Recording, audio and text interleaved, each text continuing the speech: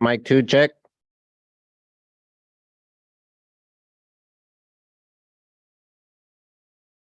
Mic 4, check. Mic 6, check.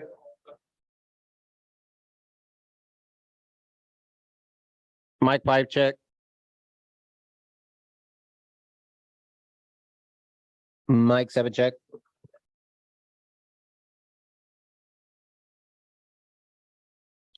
Mic 8, check.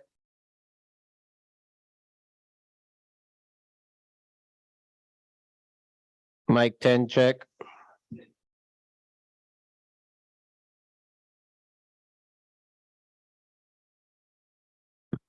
Microphone on से check. Mic 12, check.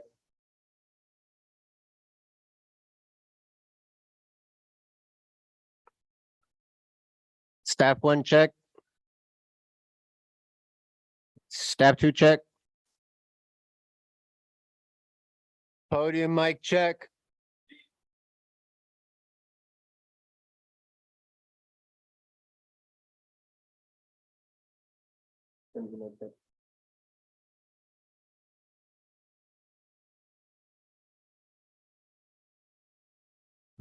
Wireless mic check. No, that was Valerie's mic check. Sorry, Valerie's mic check.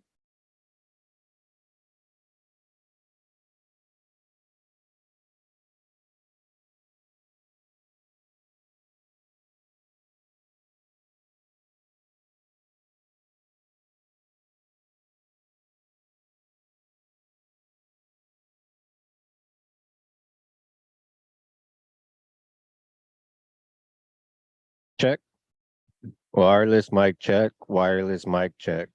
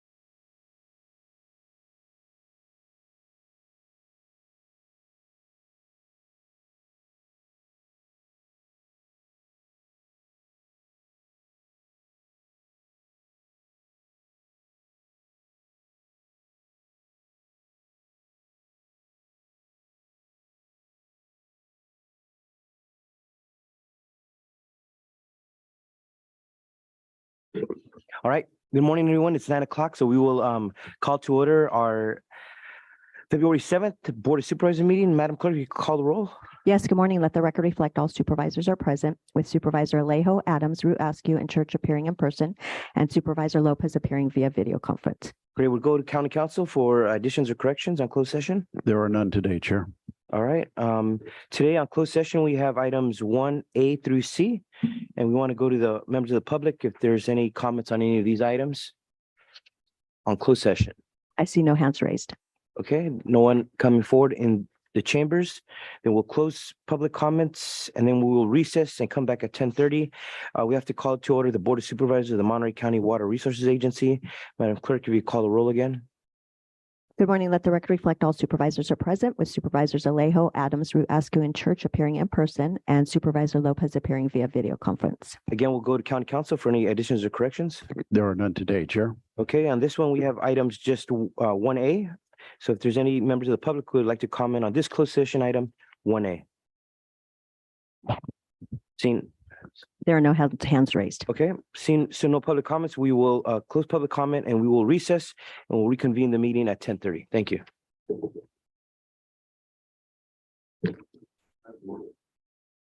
I thought so too, but he just raised his hand.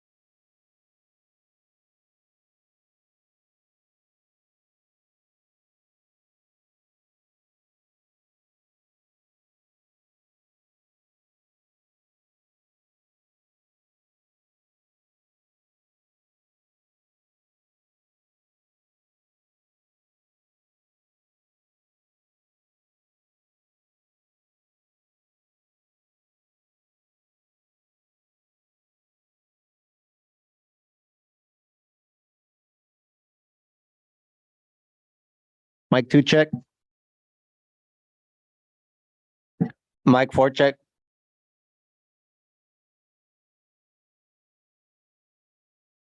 Mic 6 check.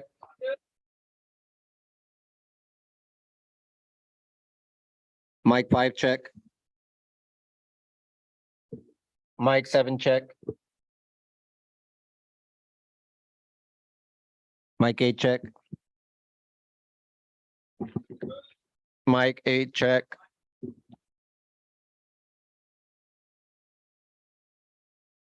Mic 10 check.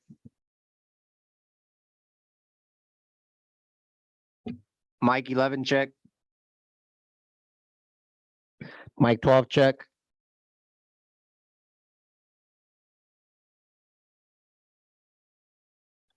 Staff 1. Staff 2.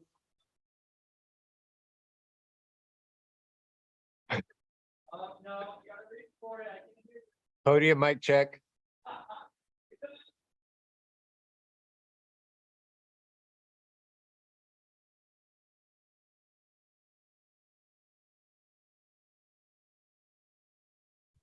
Valerie check.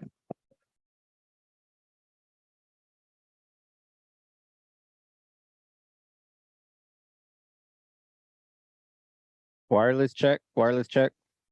What about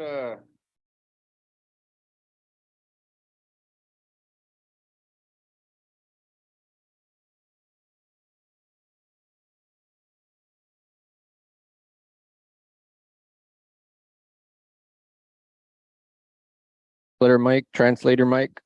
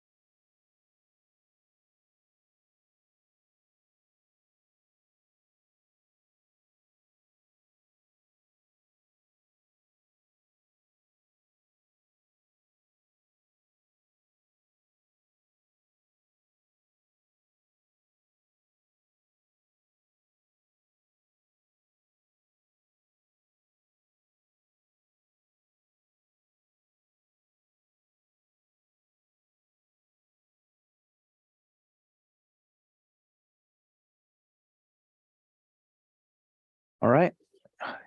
It's 10:35, everyone, so we're going to reconvene the Monterey County Board of Supervisors. Madam Clerk, if you could call the roll, please. Yes, good morning. Let the record reflect all supervisors are present, with Supervisors Alejo, Adams, Root, Askew, and Church appearing in person, and Supervisor Lopez appearing via video conference. And then we'll ask for the comment, the statement or announcement by our Spanish interpreter, Maria Avila. Y para los servicios de intérprete en español. Thank you very much. And then now I want to ask if Supervisor Adams could lead us today in the Pledge of Allegiance, please. Please stand and join me. I pledge allegiance to the flag of the United States of America and to the republic for which it stands, one nation, under God, indivisible, with liberty and justice for all. Thank you. Thank you, Supervisor Adams. We will now go to any additions or corrections by the clerk. Yes, there are. One is to remove item number 2.1 under ceremonial resolutions for Nelda Rivera, as that was previously adopted on January 31st Board of Supervisors meeting.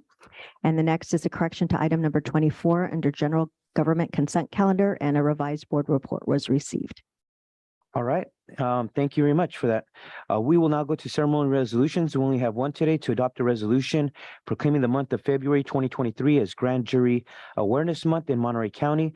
We have a presentation by our County Counsel, Les Gerard, on this today, but we will ask for a motion to approve and then we'll ask for public comments. Do we have a motion? I'll move to approve. Do we have a second? Lopez seconds. Okay, thank you, Supervisor Lopez. And is there any comments from the public on this Grand Jury Awareness Month resolution? Okay, Madam Clerk, if we could call the roll. Sure. Supervisor Church. Supervisor Lopez. Aye. Supervisor Root Askew. Aye. Supervisor Adams. Aye. And Chair Supervisor Alejo. Aye. So the motion carries unanimously. Before I pass it to our county council, I just want to take a moment to acknowledge our grand jurors, some who are here in person, Gary Hoffman and Tracy Jones. And then we have several that have joined us on Zoom: Laura Dillinger, Michelle Donovan, Claire Montier, Flora Anderson, and Barbara Michelle Zolna. Hopefully I didn't miss anybody else. If I did, I apologize, but now we will hear from our county council on this. Thank you. Thank you, Honorable Chair, members of the board, and members of the public. The civil grand jury plays a very important role in Monterey County and all counties in the state of California. And we are currently roughly in a little past the middle of the term for the current grand jury, which serves on a fiscal year basis. But the court is in the process of recruiting for next term's grand jury. So I have a brief presentation to talk about what the grand jury does, with some information for the public in the event that people are interested in participating.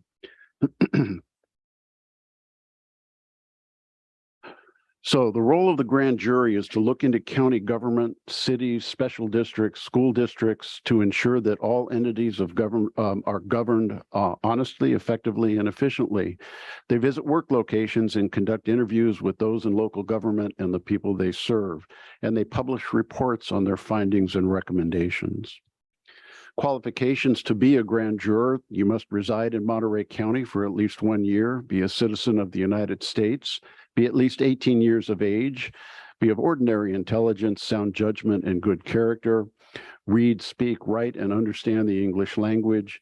You must not be serving as a trial juror and not serving as an elected public official, and never been convicted of a felony or malfeasance in office. So what does it mean to be a civil grand juror? The average time commitment is about 25 hours per week. It's not an insubstantial commitment of time. You look into citizen complaints, you decide what to investigate, conduct independent research, analyze data, write reports, and review official responses from the subjects of those reports. Also examine conditions at local jails and prisons within Monterey County.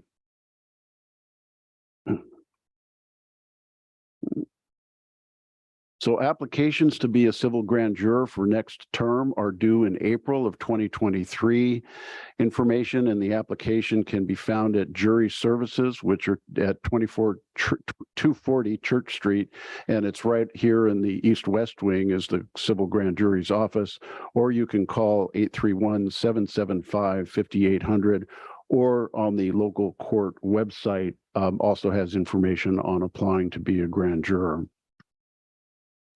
So my office advises the grand jury on a regular basis. We are the primary advisors to the grand jury, and I've been advising the grand jury since I started here in 2008. And I know how important the role can be, and I am very appreciative of those that serve on the grand jury on an annual basis. We do have some that carry over, and I know that continuity is important to subsequent grand jurors. So I want to thank all the grand jurors that are with us today, and I want to thank all the grand jurors who have served in the past. And that concludes my presentation. Thank you, Supervisor Leo, for getting this on the agenda Great, today. thank you. And is there anyone who would want to speak from the grand jury, civil grand jury today, County Council? I had the. I just want to see if there's any. Yeah, or any of our grand jurors would like to speak, either raise your hand on Zoom or come forward to the podium. Nope. All right, just giving them the opportunity. Okay, let's go to the board here. Supervisor Adams. Thank you. I had the opportunity to serve on the grand jury a long time ago, and I found it to be a very eye-opening experience. I understand what was being said when Les indicated that it takes a lot of time, and it really did a lot of time. But the outcome was such a bonding experience among the grand jurors as you work together, because you are really looking at some very challenging items that come before the county that exist within the county. And because of your role as grand jurors, you have the opportunity to really make an impact. And your reports are read, and they are read seriously, and the opportunity to make change is in your hands in many ways. So thank you very much for the service that you're providing to us. It's really worthwhile. Thank you. Anyone else? All right. Then I would just end with thanking all our grand jurors, and hopefully we'll get more recruits for this coming year. But the work is important, as our county council just stated. I think it helps our government, local government institutions be more efficient and more effective in how it serves our residents, and also really taking on challenges and making good recommendations to make government work better for the people of our county. So thank you very much, and thank you for bringing this resolution, County Council. With that, everyone, we're going to go to county consent calendar now. This is item number 3. It's approval of the consent items numbers 13 through 29. Would any board members like to speak or remove any of those items? See none. Supervisor Lopez, none. Okay. Any members of the public would like to comment on consent agenda 13 through 29? Anybody on Zoom? See none. Could I have a motion to approve consent? I'll move to approve the consent calendar. I'll second. Approved by Supervisor Adams, second by Supervisor Askew. Madam Clerk, will you call the roll? Yes, Supervisor Church, Yes. Supervisor Lopez, Yes. Supervisor Askew, Aye. Supervisor Adams, Aye. and Chair Supervisor Alejo. Aye, motion carries unanimously. We'll now go to item number 4. This is general public comment. This is a time for the public to speak on any items not on today's agenda, and we will give you a couple minutes to speak. And I'm not seeing anyone in chambers coming forward, so we'll go to anybody on Zoom. There is one hand raised. It's Elsa Jimenez. Okay. Elsa Jimenez, perhaps our Health Department Director. Good morning, Chair Alejo, members of the board, members of the public. I wanted to take the opportunity to introduce to you Joseph Macaluso, who is our new Assistant Director of Health. He just started last Monday. So I wanted to give him an opportunity to say hello and get to meet you virtually. And we look forward to having him present in the future on health department items. I'll just say really quickly, Joseph has extensive experience in the public sector, and most recently comes to us having served as the Deputy Director and Chief of Staff at the City and County of San Francisco's Department on the Status of Women. He is a local, born and raised in our community, and so it's great to have him back now serving the residents of Monterey County. So I'll hand it over to Joseph to say a few words. Thank you, Joseph. I just want to thank you all for the opportunity to speak today. I'm very excited to be joining Monterey County. I'm a 5th generation Monterey County resident. Both my great grandparents on both sides lived in the Salinas Valley as well as my peninsula. And it's great to be a part of this incredible team and further our mission of health and all policies. And thank you so very much. Thank you very much as well. And thank you, Director Jimenez, for bringing Joseph forward. We want to welcome him to Monterey County, or more like welcoming him home, just like our CAO came home as well. So this is a good theme for 2023. Anyone else would like to make any comments not on today's agenda? All right, seeing none, we'll close general public comments. We have a few additional meetings we have to take up. So we're going to recess the Board of Supervisors, and we're going to convene the Board of Supervisors, of the Monterey County Water Resources Agency. And Madam Clerk, will you call the roll, please? Yes, good morning. Let the record reflect all supervisors are present, with Supervisors Alejo, Adams, Root, Askew, and Church appearing in person, and Supervisor Lopez appearing via video conference. Any additions or corrections to this agenda? There are none. Okay, any general public comments? Comments not on the agenda for the Board of Supervisors for the Monterey County Water Resources Agency? Seeing none. Okay, we have a consent calendar on this agenda. Item number 2, to adopt a resolution to continue to delegate emergency contracting authority to the Monterey County Water Resources Agency General Manager pursuant to the Public Contract Code. Any comments on this? None? Okay. Could I have a motion to approve? So moved to approve. Lopez moves. Okay. Lopez seconds. Okay, Supervisor Church moves, second by Lopez. Any public comments on the consent calendar? See none. Madam Clerk, will you call the roll on that? Supervisor Church. Supervisor Lopez. Aye. Supervisor Askew. Aye. Supervisor Adams. Aye. And Chair Supervisor Alejo. Aye, motion carries unanimously. County Council, do you have a readout for closed session on this agenda? There is no reportable action today, Chair. All right, thank you very much for that statement. We're going to adjourn that meeting of the Board of Supervisors of the Monterey County Water Resources Agency. We're now moving to the joint meeting of the Board of Supervisors and Board of Directors. Madam Clerk, if you could call the roll on this agenda. Good morning. Let the record reflect all supervisors are present, with Supervisors Alejo, Adams, Root, Askew, and Church appearing in person, and Supervisor Lopez appearing via video conference. Any additions or corrections on this agenda? There are none. For members of the public, any public comments not on today's agenda? Seeing none, we have one scheduled item, item number 1, this is to consider the AB 361 findings so that we could continue to meet remotely for, I believe, a couple more weeks. Anything on this, County Council?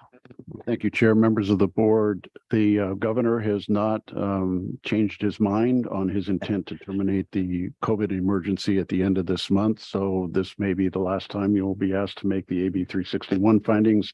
Unless he does extend the state of emergency beginning in March, mostly we will be meeting in person. So that's all I have to report, Chair.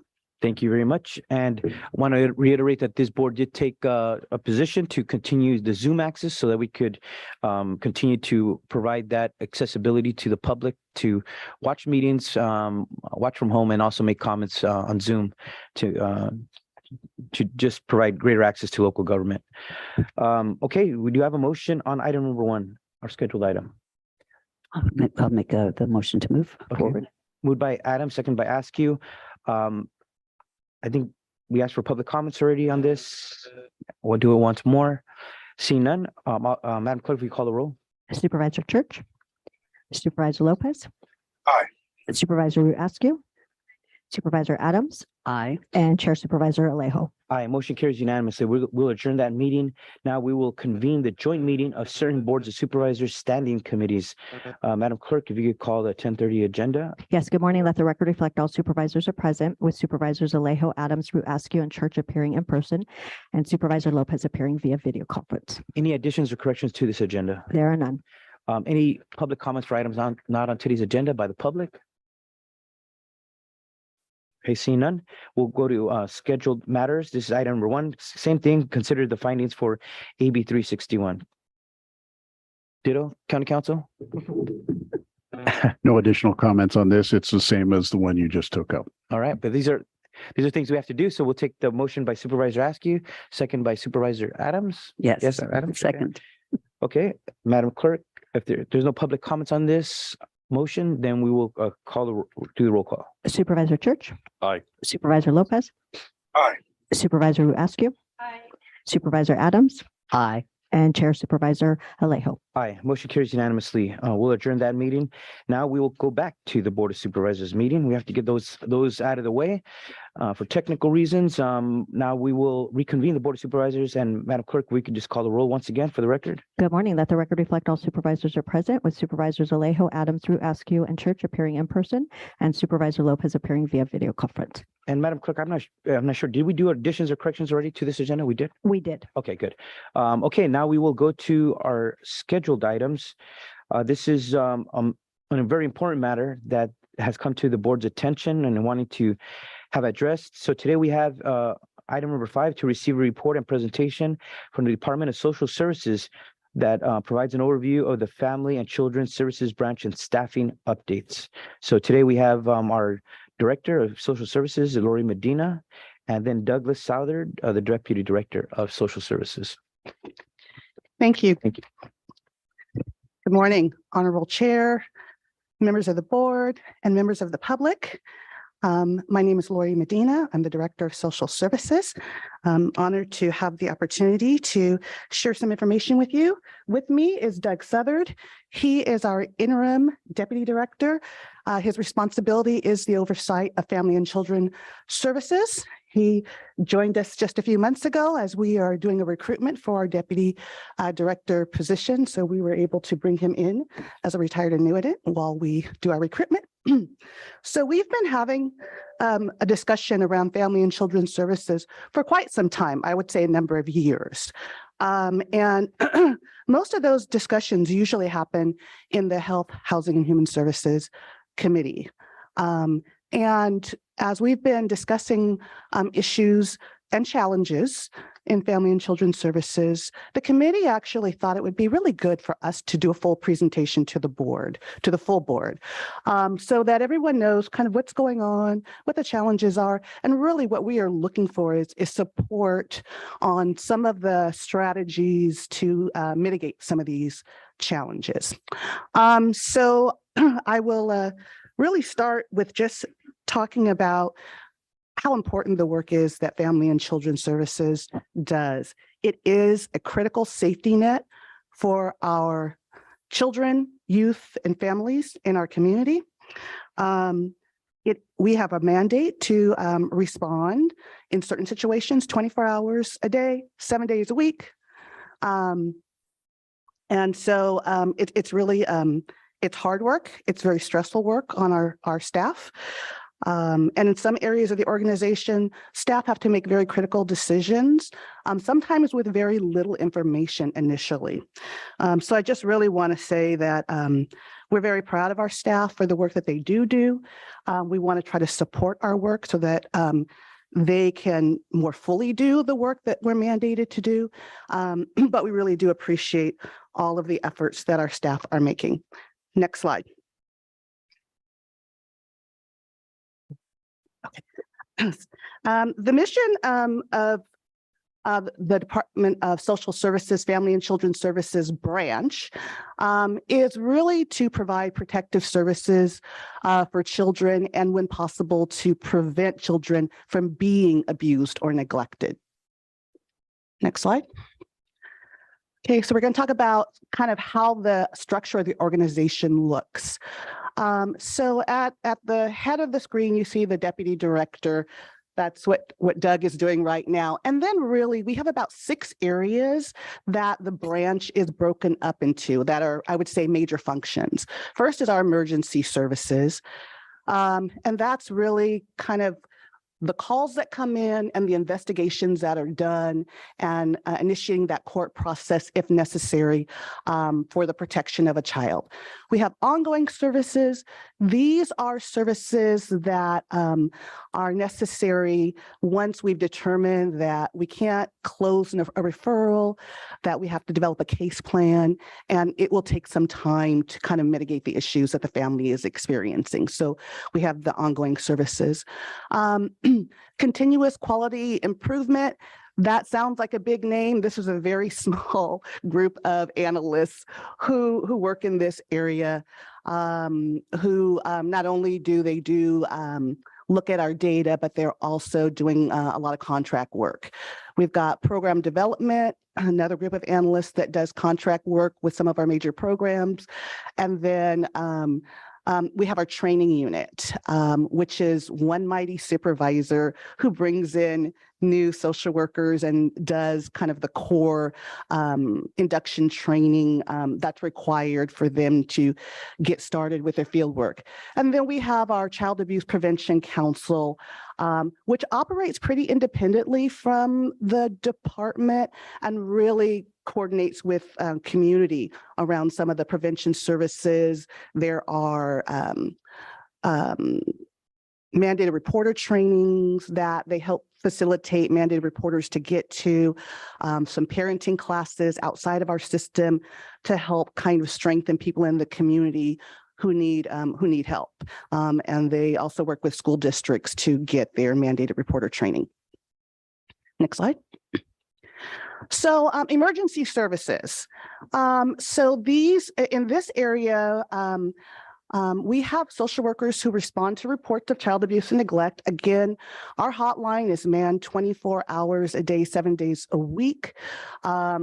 During the evenings and weekends, we actually have a small crew of staff that work on call, who are available to be deployed if necessary. We meet with children and families to assess safety. The goal is to ensure children can be safely cared for in their homes. If that's not possible, further intervention is required, but we also provide referrals to other community agencies if possible to prevent children from having to enter our system if at all possible, if it can be done safely. And when prevention services aren't an option, then children may have to be placed in foster care for their protection. Next slide. So some of these still contracted services, these are services that we contract with community providers to do. We thought it was important for you to know that these are not, these services are done after our staff have made an assessment on what the family needs. And there's a variety of services. So Pathways to Safety is kind of a differential response program. It's when a child, when the threat level in a family doesn't reach the level of abuse or neglect to come into our system, we have community providers who will do some case management for a period of like 3 months to help stabilize the situation if it can be done safely. Child and family team meetings, we contract with a provider to facilitate meetings to get the family voice in the meetings with us, the agency, to determine what the next steps are. Wraparound services are kind of do what's necessary to put resources in for the family to help ameliorate some of the issues that they're experiencing. Parent as teachers, this is an evidence-based program that really helps parenting skill building for our parents. The Cherish Center, this is a confidential assessment center that we use if we have to bring children into care. So they do some initial screening of children before to prepare them for an out-of-home placement if that's necessary. And then CSEC, and I apologize that we didn't spell that out, but it's Commercially Sexually Exploited Children's Services. We contract with a number of organizations to provide services to these youth who may be experiencing those issues. And Family Ties, when we have children who are placed with relatives, there's a program that helps support the relative caregivers because that's that can also be really challenging if you haven't been a caregiver before. Next slide. And then our ongoing services, again, these are services that our staff do. So they provide case management services to families, sometimes voluntary, to prevent placement in foster care, but they also provide court-ordered services to reunify children with their families if they've had to be removed from their families. We make every effort to try to keep children with their siblings and with family and connected to family. And the goal is to get children back in their home. And if we're unable to do that, then we have to establish a permanent plan for those youth preferably through legal guardianship or adoption. And then for transition age youth, and these are youth 16 to 21, we who don't have permanent homes, we have services for them to help skill build and develop some independent living skills, and trying to either establish or reestablish permanent connections as they transition into adulthood. Okay, and then we have an array of contracted services for our ongoing staff, our ongoing services too. You will see some of these are duplicative for the emergency services because some of these services started at the time when we were doing the emergency services and they've continued. Next slide. So here is where we get into some of our challenges, and this is really around our staffing. So in the Family and Children Services branch, what we neglected to put up here is we have about 140 positions in this branch. And of that, 91 of those positions are social work or social work supervisor type positions. Right now, we have 26 vacancies in the social work and social work supervisor category. So that's 29% vacancy rate that is in this area of the department.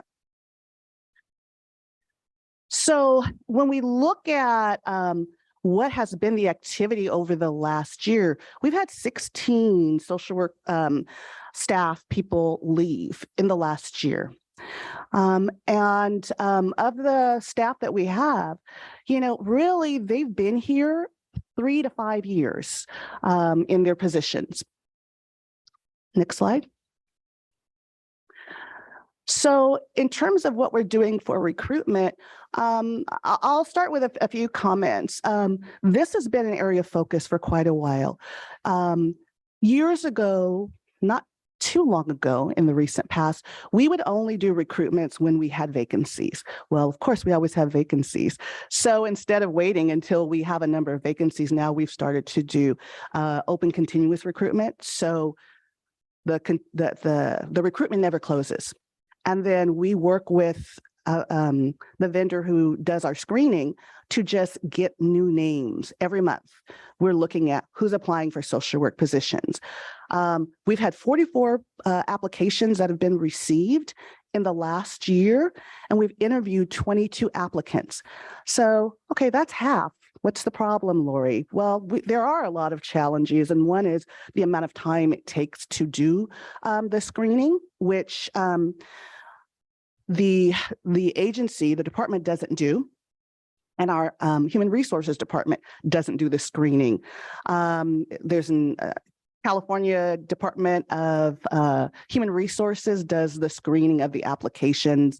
It's called, because they're merit positions, they are called merit. So because of the way we receive federal funding, social services, child support, and veterans and military affairs, we're required to go through a screening process through merit. So we're dependent on merit to provide our lists before we can actually interview and hire. So over the last year, we've been able to hire 9 social workers from outside of the agency. We've hired a total of 14 over the last year. But what I will tell you is that some of our turnover and churn is really around people promoting as well. So, which is a good thing, but it does create more vacancies. And so good for our staff, bad for the longevity of our workers. And of course, the nature of the work is very stressful. And so we've had resignations. The reasoning that we are given for resignations, and I wish I could say that everybody that left had an exit interview. We try to do that. Everybody doesn't always cooperate. I would venture to say the people who don't cooperate probably are because they don't feel really good about the agency. We have had some brave souls that said they've been dissatisfied with the level of supervision or management. But we've also had a lot of people who shared they had better opportunities. they were transferring to another department. It's very common for social workers to transfer to the health department or behavioral health because they want to pursue clinical licensure and continuing in their career. Some people left for promotion, and then we actually had one person say they left for health reasons. Next slide. So the impacts of staffing shortages. Our referral assignments, I will say that the back end of our system or our ongoing services are pretty stable. Where we have the most difficulty is really in our emergency services, or the front end of our system, as we call it. So this is our hotline in our emergency response areas. This is the calls that we get in. We call those referrals. So we have received an average of 142 referrals a month that required an in-person investigation. And about 34% of those referrals required an investigation within 24 hours. Next slide. Emergency response is an area that has been short-staffed for a while. We had about 13 workers assigned to ER. And when I say 13 workers assigned, I mean available to be to receive assignments. And each of them were getting an average of 11 referrals each month. But that's not all that they are getting. Because they're getting 11 referrals each month, there is a cumulative effect if they are not able to close their referrals.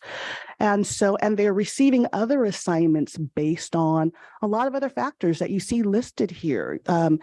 There may be restrictions, there may be people on leave, or people need to be able to take time off sometimes. And then the other area, and this is one that is one of our biggest pain point, is people having to inherit referrals from other staff who've not been able to close referrals. And then those staff resign, promote, or transfer to other places. So then the staff that are left in this area then have those assignments too that they need to work on. Next slide. And then documentation. So yes, these workers are running out and they are doing the investigations. And that is our first priority, because the safety of children is our first priority. We want to make sure children, when we get a referral, that somebody's going out and seeing those children. And the other part is, how do we know that the child is safe? How do we know the child is seen? Because they have to document it. And we have a statewide database that staff are required to input in. And it's a pretty extensive documentation process to be able to close a referral. And so in December alone, about 43% of the referrals that we received did not have proper documentation or sufficient documentation to close the referral. Next slide. And so that creates a backlog. So there is this snowball effect that we have a backlog for that's quite substantial, that most of our referrals have been open more than 30 days. Regulatorily, we're supposed to close referrals within 30 days.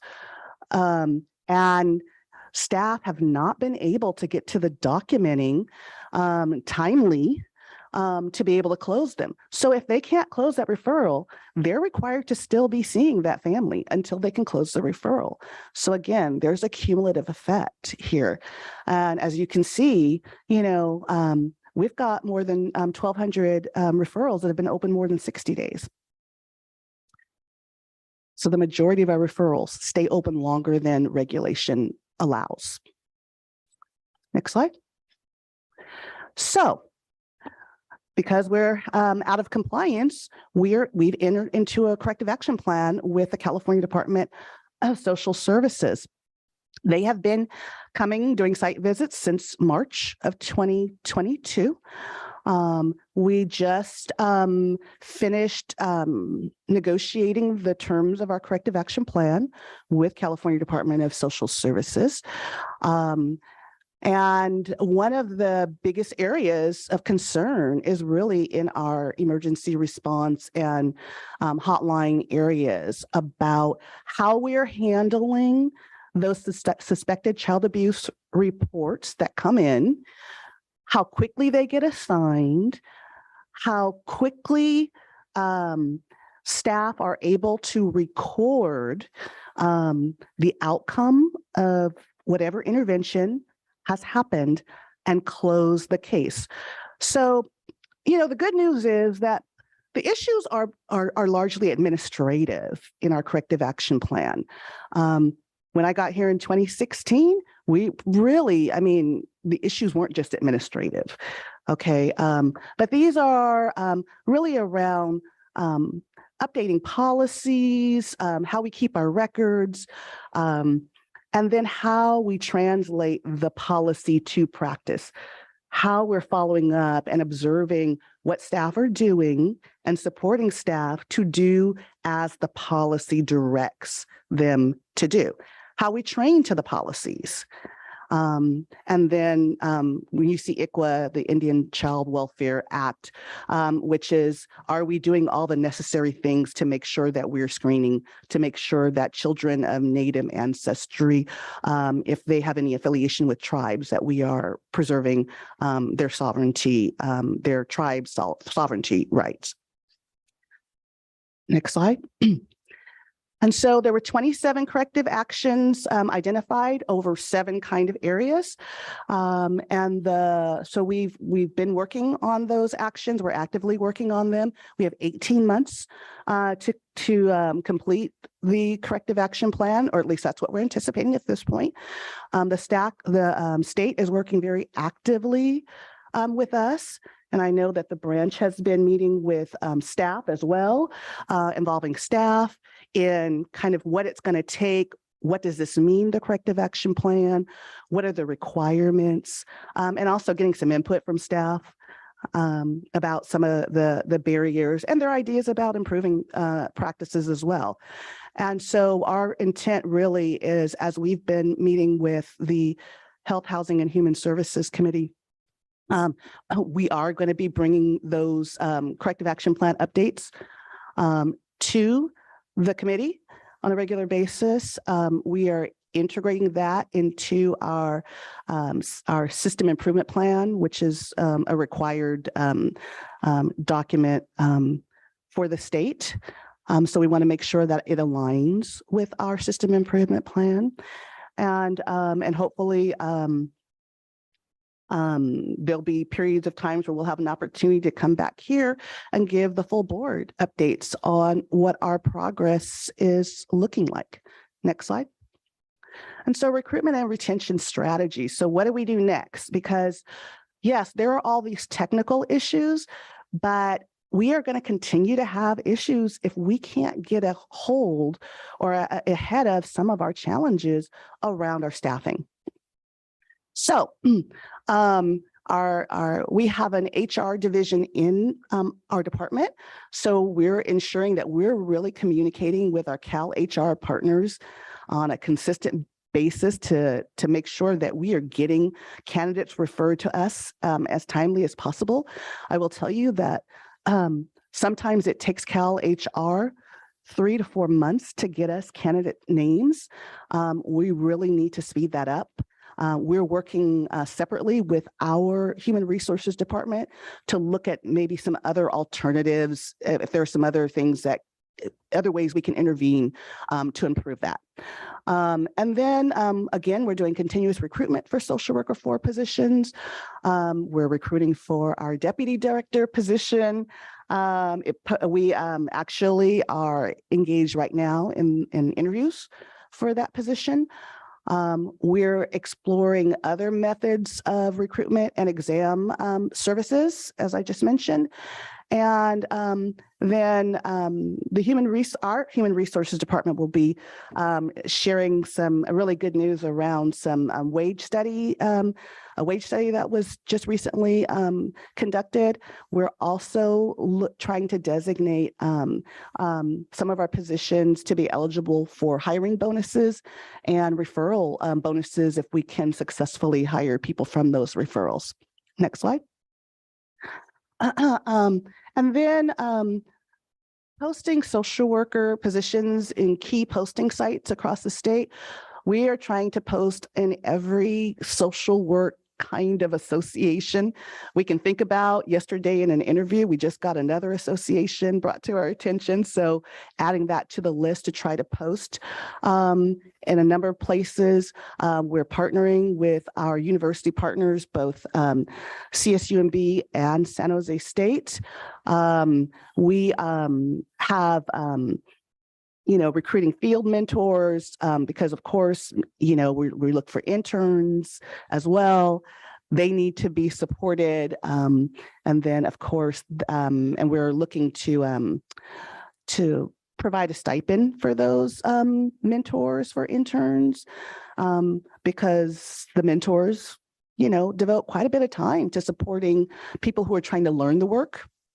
And then, of course, the base wage study to try to be more competitive with our neighboring, at least our closest neighboring county. Next slide. We're holding monthly joint quality service forum committees, meetings with SEIU to try to talk about the challenges and also to strategize about what potential solutions there may be. We developed a training unit so that we have a dedicated resource to onboard new social workers over a period of 6 weeks for training. So it does one-to-one coaching, refresher training with units and individual staff training. And then we are exploring the option. We used to do this a few years ago, but a lot of staff who are onboarded, they'd like to get clinical supervision to become licensed. Now, it's not a requirement for a social worker in child welfare to be a licensed clinician, but some of our staff are very interested in pursuing that. And so that could be a recruitment strategy. So we're looking at providing some supervisory hours for people who want to pursue clinical licensure. And then we're also looking at putting our retention strategies in our system improvement plan and keeping, of course, the board informed. And I will say that we get a lot of good suggestions from our board members as well. So we want to have an open discussion about other things that we might be able to consider. Next slide. The base wage adjustment. We also asked social workers in various areas of our Family and Children's Services unit to voluntarily agree to assist the area that really is having a lot of issues right now, which is emergency response. And I will tell you that, our staff are great and I think try to do as much as they can. We also had to, unfortunately, involuntarily transfer some staff when we didn't get enough assistance for that area. And that is not something that is ideal. We try to, to avoid doing that. We had lots of discussions with staff, with the union before having to do that. And really what our goal is to be able to hire enough staff so that we can let those staff go back to their regular assignments. And so we continue to have discussions about what that looks like, where we are in our recruitment processes. And then one of the other things that we did was when we hire social workers, sometimes we can underfill social work positions. So what we've looked at is some of our other staff who may meet the education requirements, maybe don't have the experience requirement yet to be in a social work position. So we've made some assignments as working out of class so that they can gain that experience if they're interested in becoming a social worker. So, so that when they do put their application into the Cal HR system, they will meet criteria. Next slide. I'm available for any questions. Thank you very much, Ms. Medina and Douglas Souther. Thank you for the presentation today. First of all, I just wanted to say, as Lori had pointed out, this is something that in the Health and Housing and Human Services Committee has brought up, not only on these issues, but even just on the care that Monterey County provides for foster kids from young ages up until they're transitioning young adults, and the services the county continues to provide for them until the maximum the state allows. But I think this was requested today a couple months ago because we recognize that this has been ongoing, that I think Ms. Medina, Director Medina and her team need some more support and attention by our new CAO and all of us as a board this coming year, because I think all the issues that you outlined are serious, and the work that your social workers do and that this department does is so critical. And I think it merits attention, it merits resources, and it merits support for the many strategies that you pointed out to help alleviate the backlog and alleviate the workload that exists for the people who are showing up to work every day. But for me, this was really critical because I think I like pointing out that this work that was just explained is probably among the most important that this county does to protect our most vulnerable, protect our kids that are sometimes put in very dangerous situations. And your staff, the social workers, are the front line, the first responders in these emergency types of cases, from the intake when the calls first come in and doing the initial screening, from the investigation and the follow-up, and then making the tough calls sometimes as a social worker. They got to use their training and their judgment about sometimes difficult decisions about removing kids from a household. That's a person's most personal relationships. The most important decisions is having your kids taken away from you. That's a tough call to make for any individual. And I know that when they go home, the things that they see, the stress, the decisions that they make, I mean, that they all carry that home with them. It is a very stressful job, and I understand that. But then it continues, whether the child goes into foster care, then when parents are put into dependency court. These are all very emotional hearings and a very emotional process, a stressful process for parents and kids to go through, along with our staff. But in the worst case scenario, we want to avoid any child being harmed, having their life put in danger. And that's why, for me, making sure that our county is able to recruit and retain these highly trained professionals, I think is important. And we've tried different things before, but it seems it's not working. So now here's some other things that with staff coming on board to help you, Ms. Medina, I hope that we could address some of this backlog. I think the numbers, you were very frank and honest about the challenges in your department. You're not hiding anything. Certainly the backlog in cases, as you pointed out, the referral backlog, it clearly states here on your slide that state law requires referral disposition within 30 days, and many of those are way beyond 60 days. And so I have some questions, but I want to pass to my colleagues. I just want to open so that your staff, I think today is about messaging to your team that their work is recognized, that it's important, that we recognize how tough their work is, but how critical it is to saving lives and protecting our children. And hopefully even helping those families, those parents that need the help to get them into those services, and helping them be reunited with family in those cases where kids are removed from the household. But I think more importantly after today, it's about how can we help support those actions with resources. Otherwise, we're going to be here 6 months from now, a year from now, and I don't want to not make progress on some of these challenging areas where I think we really do need to improve it. Even what you mentioned, the reports and the documentation, it's critical to be able to close a referral, but it's also critical for when the case goes to dependency court, when other things happen, if another social worker comes in, they need to be able to look back at those notes and find out everything that happened. If a social worker decides to take a job elsewhere and all those notes are not put in there, well, then there's a lot of critical information that is being lost, and it's not serving that child and that family when those situations happen. So I look forward to us following through on some of these recommendations today, but I just wanted to start by highlighting how critical this work is and how important it is for us to support you. I'll move to other colleagues. Supervisor Askew. Thank you. I do have a number of questions, so I'm going to try to be as articulate and coordinated as I can.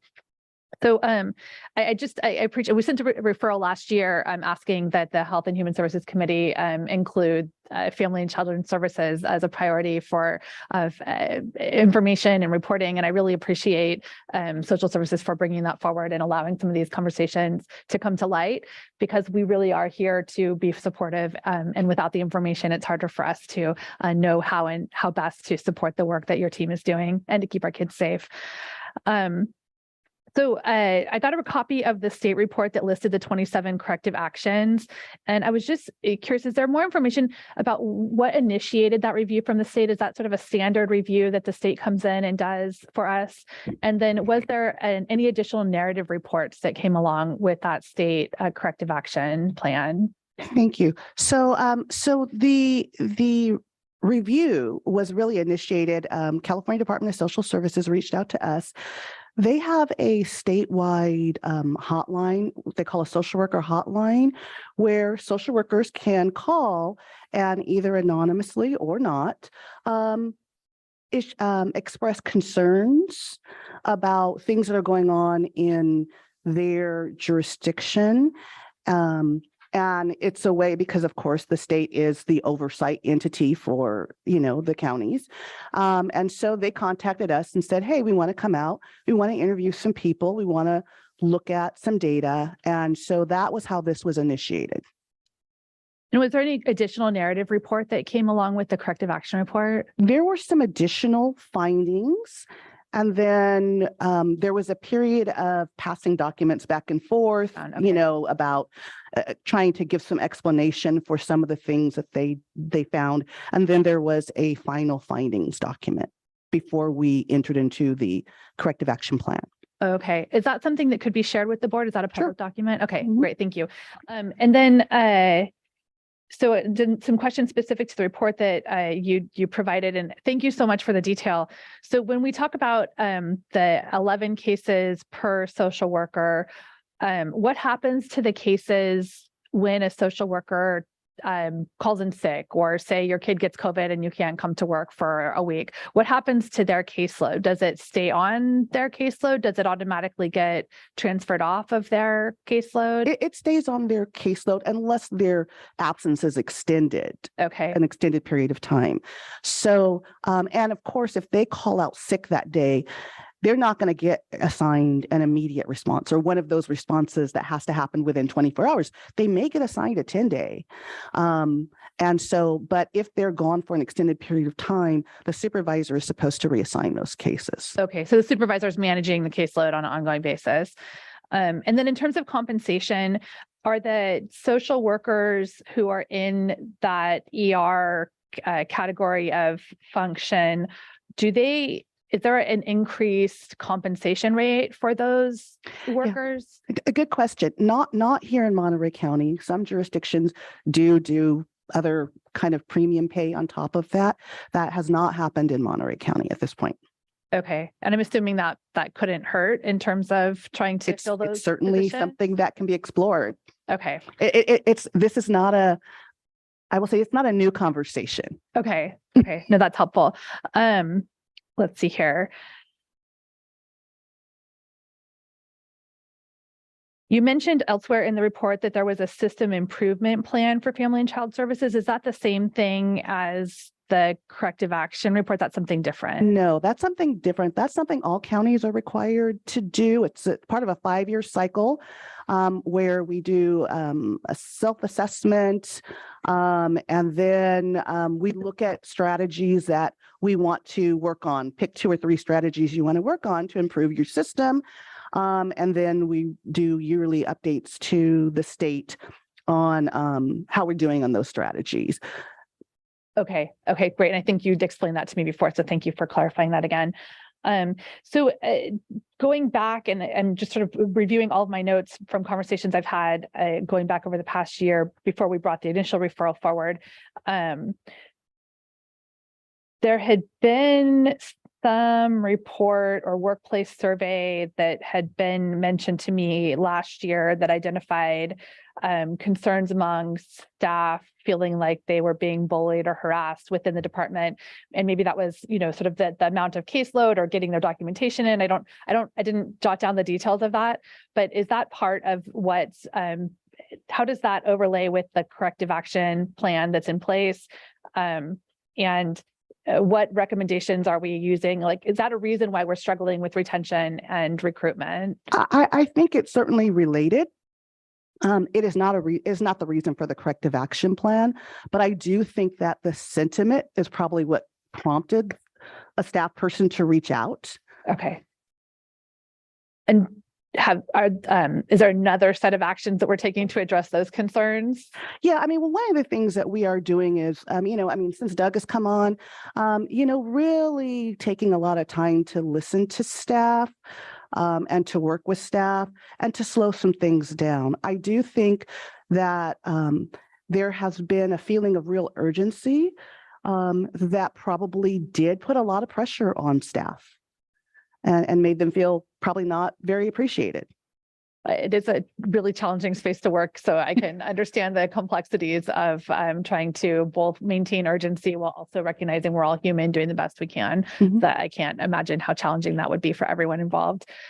Just a couple other questions in terms of how we think about retention and recruitment. I definitely appreciate the suggestion that you're going to continue the conversation at Health and Human Services Committee. Definitely hope that this is a priority for me, and I believe for my colleagues here on the board. And so if there are updates that we can receive, I would appreciate getting those. But have we considered, or is the state looking at any options for how we can use non-licensed social workers to assist or support our social workers with some of the documentation that's required? I know sometimes just having that admin who can sit and you can verbally transcribe down what needs to happen so that they've got sort of that extra set of hands. Are there functions that non-social workers can do to support our short-staffed social working team? So interestingly enough, I don't know that the state is looking at that yet. I will say that the California Welfare Directors Association is developing a human resources department at which they are planning to involve California HR at the table to talk about how some other strategies that maybe like what else can we do, because this is not just a Monterey County issue. This is a statewide, nationwide issue. So I think there are a lot of different things that we hope the state will look at. Right now, from our on-site visits with the state, they've indicated that, other counties are calling and saying we need help. How can you help us? So I'm sure that they're probably trying to figure out in what space they can help.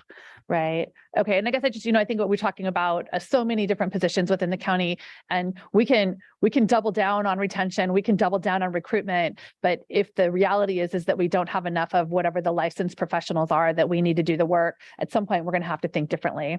One final question is in terms of thinking about recruitment and retention again. We have an incredible workforce here in Monterey County. We have some highly qualified, highly competent folks who are committed to our community, who live in our community. And, I think we've in the past talked about supporting the educational attainment of our county staff. But I do think that we probably need to rethink and think again about how we can identify some of our rock star county staff and help them gain the educational attainment that they need so that we can assign them to some of these very high need acute areas, knowing that they're dedicated and committed to being here in Monterey County with us. So I look forward to looking broadly and asking our employees for support in terms of how we address some of these things. But I really appreciate the presentation. And as Supervisor Alejo said, we really appreciate the staff that's working so hard to keep our families and our children safe and united. Thank you. Thank you. We'll go to other board members. Supervisor Adams. I'm gonna go Supervisor you. Glenn Church. Ms. Medina, I would not want your job for anything. I'm sure that there are many parts of it, that are wonderful and very rewarding, but you really have a very difficult, you're in a very difficult position, I am sure. And I just very much appreciate your being so forthcoming with us, because it is something that we need to know so that we can work to help eliminate some of the issues that you have to face. So I just had a couple of questions. I noticed that under the referral assignments, that about 34% of the referrals required an investigation within 24 hours. And there's an average of 142 referrals a month. But do you have any scope about what this looks like regionally? I know with, say, Santa Cruz and San Benito, San Luis Obispo, are we unique, or is this about the same for the other parts of the Central Coast? I think it's pretty similar. I mean, I could actually, California has a website where you can look at all the counties' data in this regard and see how we stack up to other counties. But that sounds about right, that about, a third of our referrals are those that have to be responded to within 24 hours. And is it seasonal? No, that's pretty consistent. Okay, I was trying to think of, if you want to go and look at the root of the cause, try to figure out. Yeah. I mean, how things there are two response determinations. There's one that's within 24 hours. Those are things that we believe, or that from the screening, a child's in imminent danger, like right now, like somebody needs to go see that child right now. That could be for a variety of reasons. It could be because of the age of the child. It could be because there might be physical evidence, a bruising or something like that you want to see right away. It might be because the child's in a hospital. I mean, there could be a variety of different factors that would determine why a response has to be an immediate.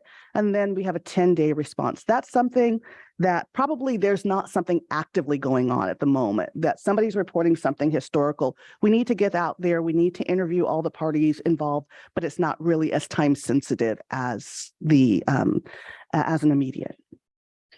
Okay, thank you. Then two final things. Under the documentation side, you indicated in December that 43% of the referrals just were not closed because they were missing documentation. Mhm. And I'm wondering if that is simply because the caseworker didn't have time to enter all of the information, or was there another Absolutely. place where the documentation was being held up? Absolutely. And this is one of the biggest challenges. And we've tried other strategies around, a couple of years ago, we bought tape recorders for social workers and cell phones so that they could record and give the recording to a clerical person to transcribe. Some of our staff like that. Some didn't feel it was very supportive. It felt like more work for them. You have to organize yourself in such a way to transcribe, and so but we want to try to provide as many tools as we can. So for those that it works for, we want to make that available to people. But yes, that is absolutely it.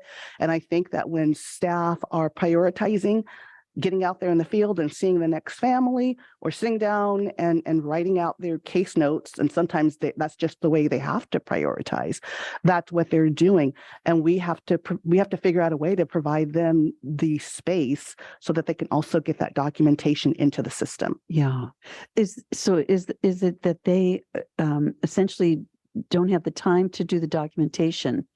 Is that because there's another case that's just, looming right there, Yes. and therefore they feel like they need to jump to the next case rather than? Yes. Yeah. Okay. I was afraid of that. And then finally, I am also interested, obviously, in the whole retention and recruitment issues. And I very much appreciate the things that have been put in play. I would expect for people who go into this field, however, that it's more than money that needs to be part of the recruitment and the retention. Okay. And as you go through all of the process that you do, I just hope that you keep in mind different things that stimulated you to enter into the field, so that we can really, look out of the box a little bit for things that we can provide that might draw people in and keep them with us. Yes. Thank you. Thanks. Thank you. Let's go to Supervisor Church. Well, just as Supervisor Alejo mentioned, these are the most vulnerable people in our society. I mean, there is no higher purpose for county government to be involved in than to help these children.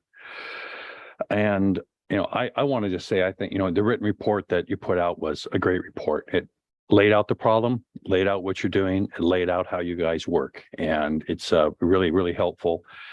Your openness and involving staff, I think is all really, really commendable and good. And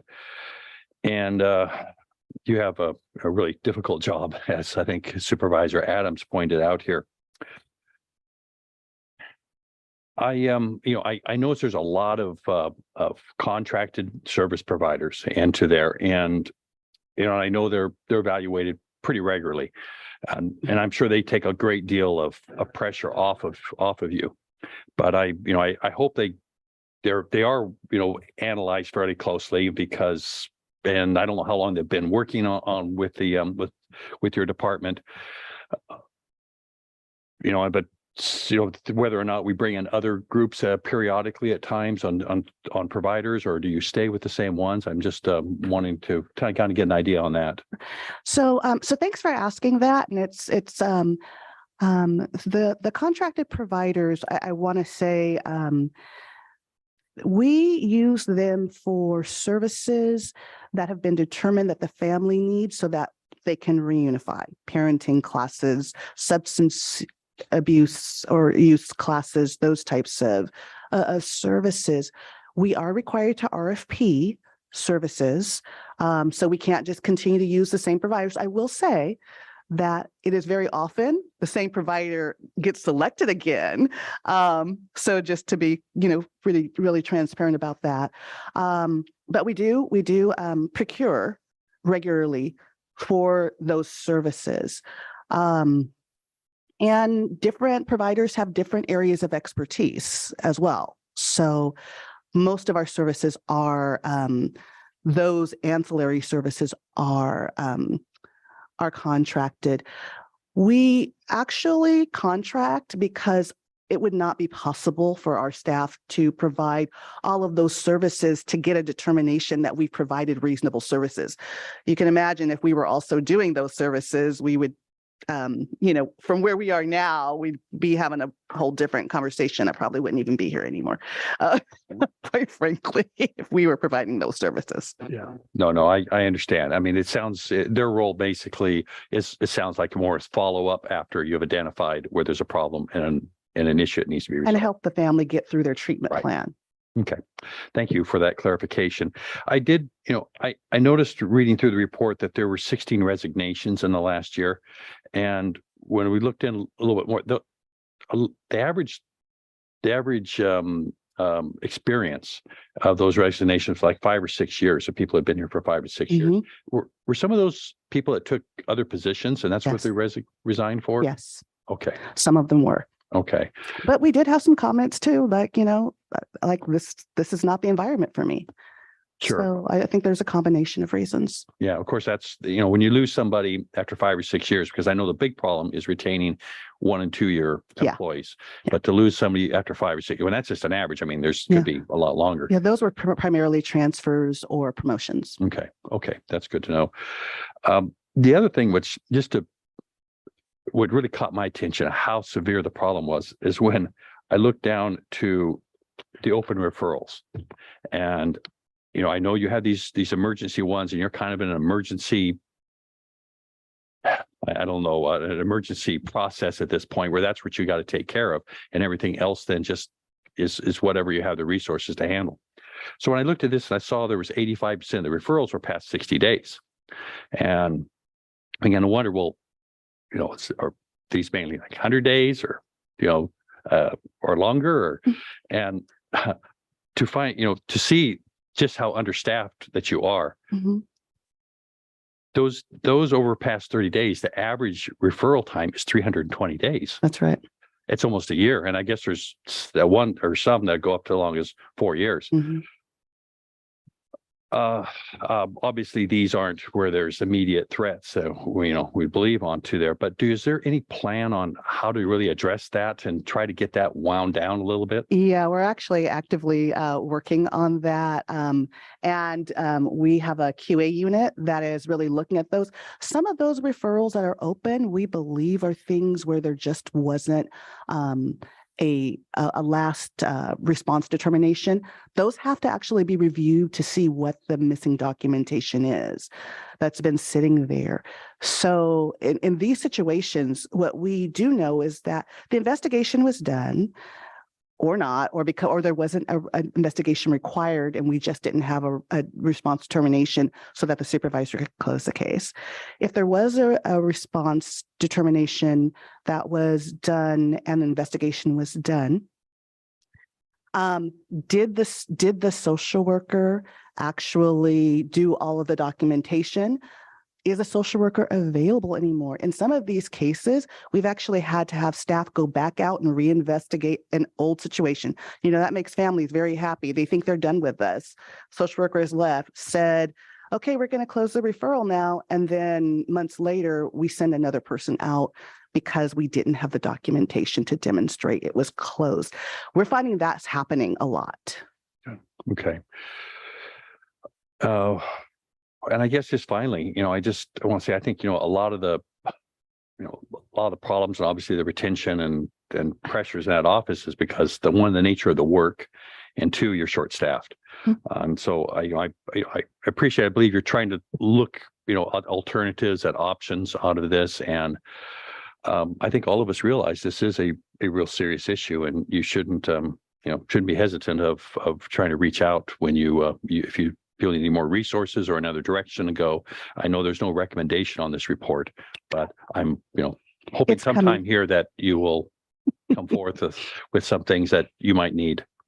Yes, thank you for that. And I will say that we have been discussing some things in the short term that we're going to need from a quality assurance perspective, so that we can stay on top of these issues. So that'll be coming soon.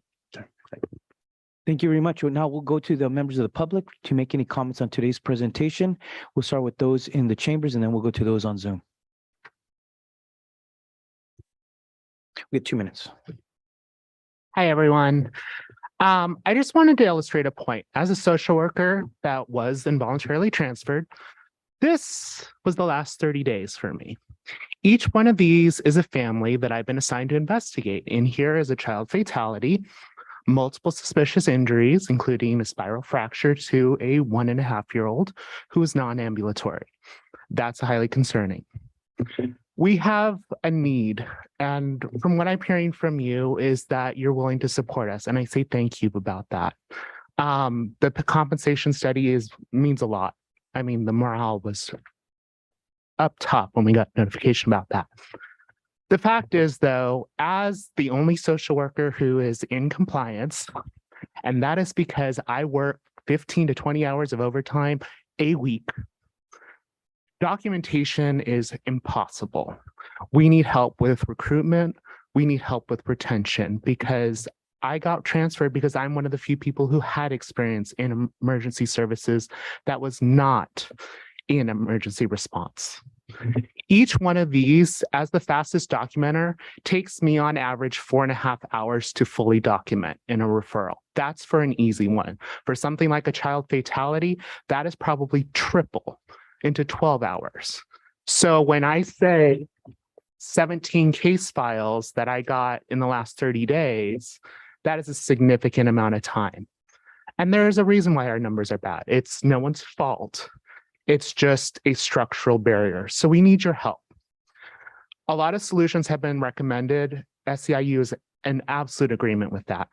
But I also really want to emphasize, we need help in other areas. We have support staff who are working out of class. We need more SSAs. Straight up, that compensation study needs to be done. And Chair Alejo, can I have the professional courtesy to finish my comment? Our clerical staff is working overtime. They are absolutely vital to being able to file all of our court reports, all of our documentation with the courts in time. We have unfortunately had to cannibalize ourselves because we have these involuntary transfers. The unit that I was in, which is a preventative services unit, is understaffed. Even places that in our ongoing services where we're doing all right are really impacted because we've had to worry about what's happening right now. We need your help. Unfortunately, it is going to be costly because it is going to be a financial need. We need people. We need the ability to help serve our populations more. So again, thank you very much for consideration on the compensation study. I know you will have many emails from my fellow coworkers about that. More importantly, I just really want to illustrate we are doing our absolute best and we need our help. Thank you, sir. I want to commend you, first of all, for stepping up and doing that extra work and having that leadership to help all those families in all those cases you just described. We definitely respect that and appreciate that. Anyone else in chambers would like to speak on this presentation? See none, then we'll go to anyone on Zoom. We have a few folks there. Natalia Rolling. Right, 2 minutes. Hi, Natalia Rolling here. So I am also one of the people that got involuntarily transferred out of units. I got moved from intake unit, which is also one of the front end units, to ER unit, and I had minimal ER experience in terms of investigation and closing out. And in the 3 months that I've been here, I've been assigned 29 referrals and have only been able to close out 5 of those. And primarily was because one of those went to court and it needed to be closed out. And I'm currently working on closing another one that also went to court. There are 4 referrals that I got assigned this week alone. I'm sorry, no, last week alone, that I haven't even had a chance to look at because of the caseload work that we have and the documentation standards. I'm not a fan of working overtime. If at all possible, I will avoid it. However, since being in ER, it really is an implied need because there's no other way to keep up with your caseload or your documentation. There's currently probably over 20 referrals in my caseload alone that have 0 to little documentation, just purely because I haven't had the time. And honestly, when I go home, work is the last thing I want to think about. I'm trying really hard to keep that work-life balance, but it's getting harder and harder every single day. So any support is greatly appreciated, and that compensation study would also be greatly appreciated as well. Thank you for your time. Thank you, Natalia. And also thank you for stepping up to help us in this time of real need for our community. Yeah, it's commendable. Anyone else? Okay. We'll bring this back to the board. I would just say, I know it's not up for action, but maybe at least in terms of providing direction to Director Medina was just providing some support for those 4 pages of recruitment and retention strategies, at least those. And I would just say maybe that we could have a follow-up report like in 6 months to see how we're doing, just so that we keep this on track, that it doesn't get lost, that the strategies that you and your team want to implement, that we could hear what they are, and then at least 6 months from now, hear how we're doing on those strategies. Maybe I know our CEO wants to set up those meetings with Cal HR to support you in trying to see how we can make the process better for the hiring. But at least that, and I would just end on my last comments. I want to commend those who did show up on your dedicated staff who are showing up, doing the work, where other people decide to move elsewhere or they're on leave. That leaves a lot of work on them. And I understand how that is. And I know that average 11 new cases per month doesn't really describe their full workload, because all those cases that they accumulated over months, I'm sure they got over 100 at any one point in time. And so that's a really heavy burden to carry. And so I would say those who are showing up, they are heroes. I commend their work, but now it's our job to help recruit more of those and hire more of those and retain them, so that the work gets spread out over more social work professionals, so that it's not so much on any one particular social worker. And I like those other opportunities to aspire as the clinical licensure. Those are all things, as a professional comes in, they want to move up, they want to be able to learn more and expand their base of knowledge and skills. I think that's great. And then also just, I know the 30 days seems like to be this artificial number. The state says, okay, you have to be closed within 30 days. And I know a lot happens when you, but I get it shouldn't just be about closing 30 days. We got to make sure the child is safe, the families are put into those services, that everything should be aligning as it's supposed to, rather than just saying, okay, we have to close within 30 days. I think that's probably a good goal, but it shouldn't be the artificial number that tells us that I know the state requires it, but I know that every case is its own unique set of circumstances and complexities. And but I know that's the goal, but I know that most importantly is to making sure our social workers are making sure all those children and families are being cared for the way they should be, despite any 30-day timeline. So I know we have a set of actions to take on item number 6 following this presentation, but I wonder if we could at least have, do we need a motion for direction on that? No? I think it was just support for Ms. Medina's. I think if we could just express support, I will go to Supervisor Askew.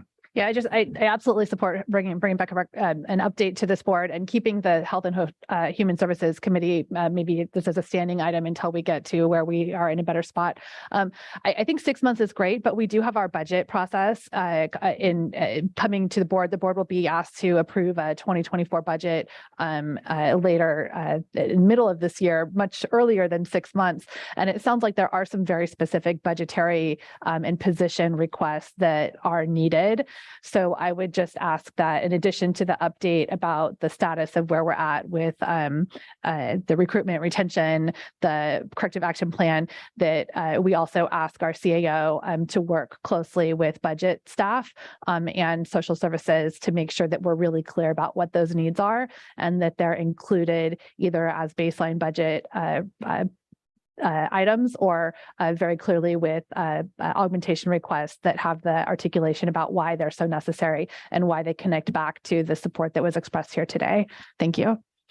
Agreed. And this brings it to front of mind when we do take up those budgetary decisions in our workshop in April and then in June. Anyone else? Last call, CAO, please. Just a quick comment on the discussion related to potential augmentation.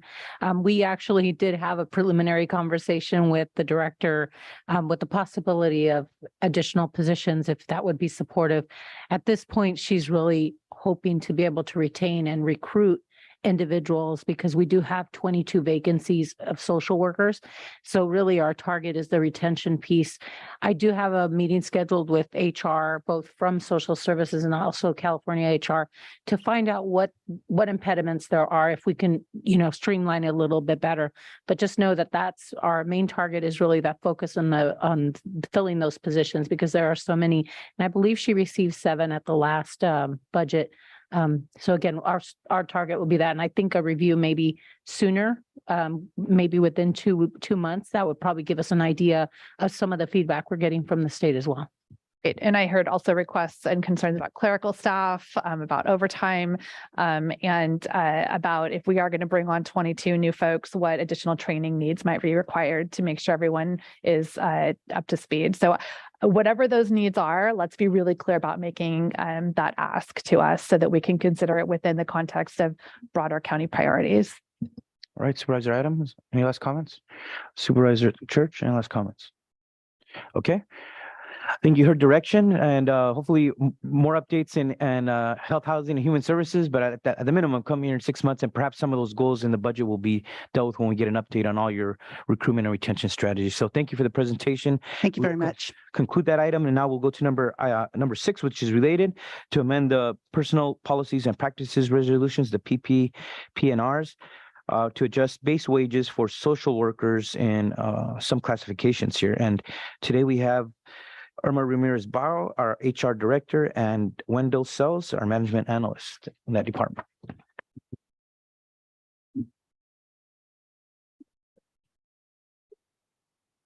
Okay. Good morning, Chair Alejo, members of the board and the public. So we're here today to seek direction from the board and to hopefully get approval on our recommendation to amend the PPPR to adjust the base wage salary range for the social worker 1 through 4 classification series, as well as our social worker 1 and 2. and also for our program managers. Wendell's going to share with you a PowerPoint. Wendell Sells is my management analyst overseeing our class and comp. And we completed a base wage compensation study for these positions. We had our comparable agencies, and we're glad that the timing of this came right when Ms. Medina provided her presentation. We recognize the challenges that her department has been facing, and we hope that with this recommendation before you and you approve, that will help in our recruiting and our retaining of social workers in her department. So with that said, Wendell, I'm going to have you. Valerie, can you let Wendell in as a panelist, please?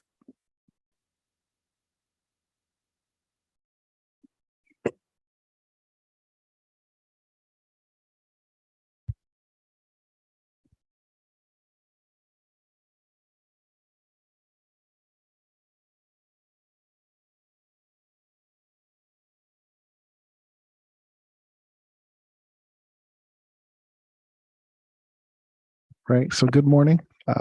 As Irma has mentioned, the Human Resources Department just recently conducted a base wage survey on our social worker series, which includes our social workers 1, 2, 3, 4, and 5, and then also our social work supervisors 1 and 2. The base wage studies showed that the classifications were 10.87% below the survey mean of our comparable agencies. The social worker supervisor classifications in the Department of Social Services report to our program managers. Increasing the salary of the social worker supervisors by the 10.87% would decrease the salary spread between the program managers 2 and the social worker supervisors 2 classification. So to help make sure that we were maintaining that spread, the Human Resources Department also conducted a base wage compensation study on our program manager classification series. And based off of the data from our labor market, it showed that classification series was 5.75% below market.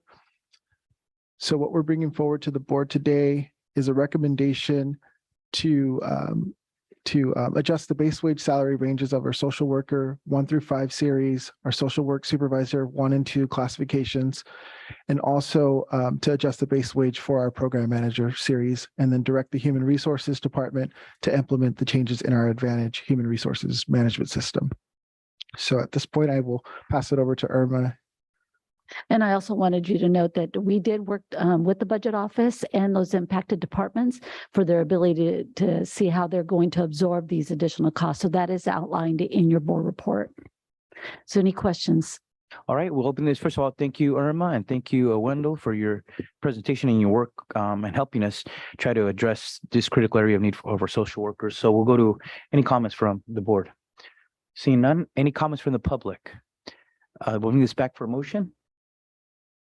I'll move staff approval with the thanks to the team who worked so hard to get this in front of us, and the budget staff who's figuring out how to pay for it, and to the social workers who've been working for however long it's been at an underpaid rate. Thank you. I'll second. There's been a motion and a second, and I would agree with those comments. I think this is our first step to express to our employees that we recognize their work, and there is an added cost to the county, but we're here to try to keep you working and doing your awesome work for the communities and the people of this county. So with, I think, one of many more actions to come in several months. So that we could call the roll. Madam Chair, I think Supervisor Lopez had to, because he's on his way to a county's conference in Washington, D.C. Oh, so only 4 of us, okay. There's been a motion and a second. All those in favor, please say aye. Aye. All those against, motion carries unanimously 4-0. Thank you very much. Okay, so that concludes our morning agenda. We will now recess and we'll reconvene at 1:30. Thank you very much, everyone. Thank you.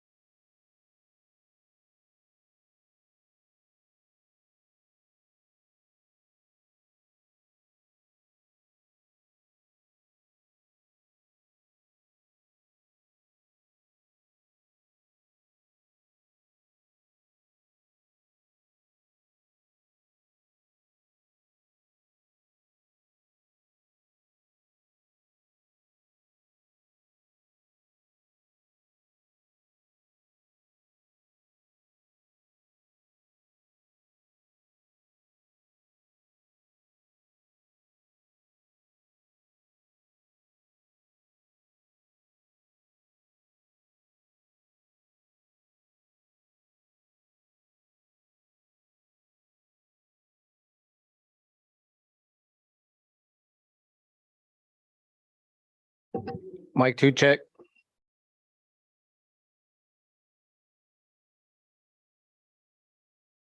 Mic 4 test. Mic 6 check. Mic 5 check. Mic 7 check.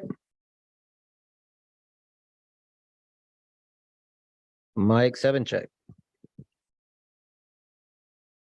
Mic 8 check. Mic 10 check. Mic 11 check. There's a 12. No, I haven't told them yet. Staff 1. Staff 2.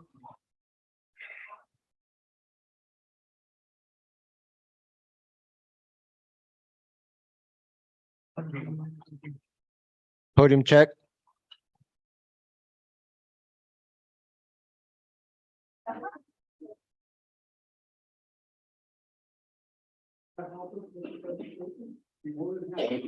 Valerie check.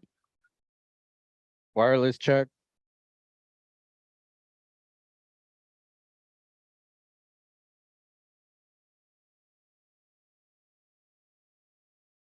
Wireless check. Translator check.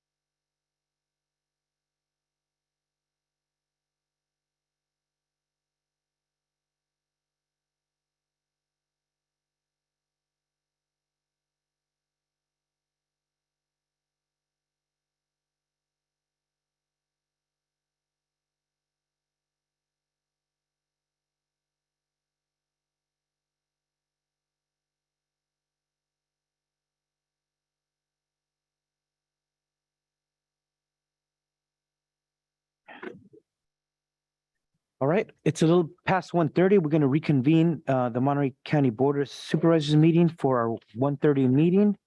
And Madam Clerk, will you call the roll, please? Yes, good afternoon. Let the record reflect all supervisors are present and in person, except Supervisor Lopez, who's attending a conference. And then once again, could we ask for the announcement from our Spanish interpreter, Maria Avila? Buenas tardes, mi nombre es María y aquí estoy para los servicios de intérprete en español. Great, thank you. We're going to take things a little bit out of order because we have some of our colleagues from the city of Salinas here today. So we're going to go to item number 8 first. This is authorizing the Housing and Community Development Department Director or designee to execute an exclusive negotiating agreement with Eden Housing for the design and development of affordable multifamily rental housing at our property on 855 East Laurel Drive in Salinas. So today we have, I believe, HDCD staff. I will pass it to Eric Lundquist first. Board members and staff and the public. I have the great pleasure of presenting this item to you all today related to Eden Housing Incorporated. As the chair just indicated, our recommendation is today to authorize the Housing and Community Development Department Director designee to execute an exclusive negotiating agreement with Eden Housing for the design and development of an affordable housing project at 855 East Laurel in Salinas. Authorize Eden Housing Inc. to file a development agreement application with the Housing and Community Development Department. Authorize the Housing and Community Development Department Director or designee to negotiate a development agreement and conveyance agreement with Eden Housing, and that it find this activity exempt from CEQA pursuant to Section 15061B3 of the CEQA guidelines. Just as a little bit of a recap, become familiar with the project site again. East Laurel is running there towards the bottom of this exhibit. Between the red dashed line and East Laurel, that would be the pump track and skate park, as the board recently discussed during a presentation. And then beyond the red dashed line, which is the project site location, is our corporation yard. To the upper portion of the screen is Veterans Way, which serves the Vets Memorial. And then beyond East Laurel, down to the bottom of the screen is Car Lake. This exhibit represents the general project area. During the process, which included the publishing of an RFQ in May 6th of 2022 in partnership with the City of Salinas and County staff. It was discovered that there was some additional land available to the developer as an optional area. And that's what you're seeing in this additional project area. As a result of the inclusion of that, there was an addendum to the RFQ and the period was extended. Ultimately, those proposals that were received were vetted by a committee making up the city and the county and additional individuals. A decision was made and put forward to the county on October 4th. The board adopted Resolution 22-383, selecting Eden Housing Inc. as the preferred developer. This is a little zoomed in concept proposal that Eden Housing put forward in its response to the RFQ. It includes scenario A of 132 units that includes the 5 acres. The scenario B would include that added area. It is highly unlikely that this third phase would be included within the initial development. There are some exemptions under CEQA to exempt a 5-acre parcel, provided that it does not have any impact on traffic, biological resources or archaeological resources, and has available infrastructure to serve the project. So we're looking at limiting the project now to 5 acres as a way to streamline this approval process. We're still working with Eden Housing and the city on the actual unit count and then how many bedrooms for each of those units. We're also working with the city of Salinas on pre-development funds. They're moving forward. We understand with that, and their city council will be considering those actions in the future. We also understand that the city has available funds to support the actual development of the project. We're looking forward to partnering with the city on this project and working with them closely on the consideration of the architectural and landscaping and civil designs as they are produced, subsequent hopefully to the board's action today. Why the exclusive negotiating agreement? This has several different purposes. One, it secures Eden Housing, protects them from the county going out and begin negotiations with another housing developer. It also includes a schedule of performance during the 18th negotiating period. There is the possibility of extending it by 2 additional 6-month periods. So for a total of 2 years and 6 months, we hope to achieve the entitlement within the 18-month period, which would be consideration of the development agreement and the conveyance agreement, and then preparing the necessary CEQA and NEPA documents. NEPA would be required in this particular case due to the potential for federal funding. So we have to comply with the National Environmental Protection Act as well as the California Environmental Quality Act. What is a development agreement? A development agreement in this particular case needs to adhere with state statute as well as our local code. Under the local code, the board is to consider early applications based on their merits and then direct a filing of a development agreement should they find that it does have merits under a development agreement. The benefit here for a development agreement is it provides an opportunity for an extended entitlement period. It also gives the ability to negotiate particular terms and conditions that might otherwise be subject to nexus requirements. So there's a benefit there as well. Through the schedule of performance and the development agreement, we'll also be considering conditions and terms that the city has to offer as well. So we'll be working with the city and Eden Housing on the negotiations of this development agreement. The purpose for the conveyance agreement is to set the terms and requirements for moving forward ultimately with the long-term lease, which will be negotiated during this process as well. And like I said, we do look forward to city involvement. The city has a particular zone, I believe it's public or quasi-public, and we would look to adhere with those development standards. Though being within the county owned parcel, we have certain rights and abilities to proceed forward with the entitlement, and the entitlement in this case would be just that, a development agreement. So with that said, I guess I would just like to take the time to introduce Louis Liss. He's the Associate Director of Real Estate Development, and Julia Fromme, Associate Director with Eden Housing. They are here to respond to any questions that the board may have. With that, my recommendation stand as previously mentioned, and I'm here for any questions should the board have them. Thank you. All right, thank you for being here today.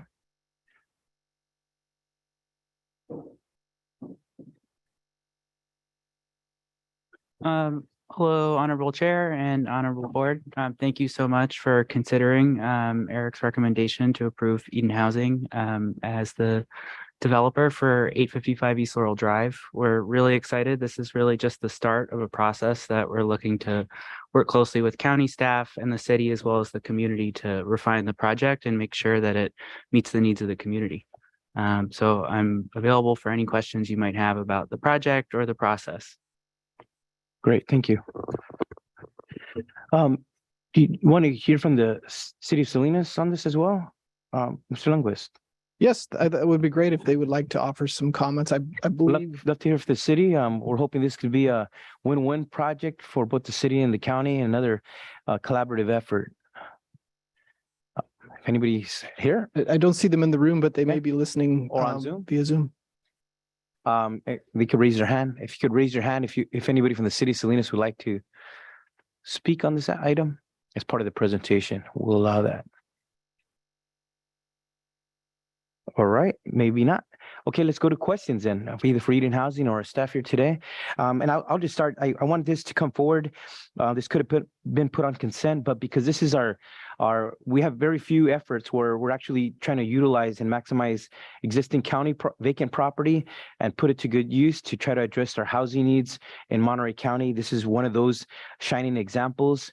I know that the Share Center was another collaborative effort between the county and the city, and our county staff really took the lead on the construction, and then the city really took lead on the service provider that was ultimately Bay Area Community Services that continues to operate that center.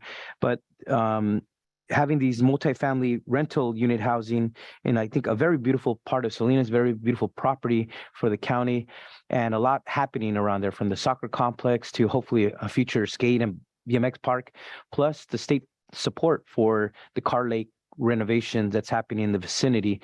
It really will help. There's going to be a lot more green space as a result of these projects in that proximity.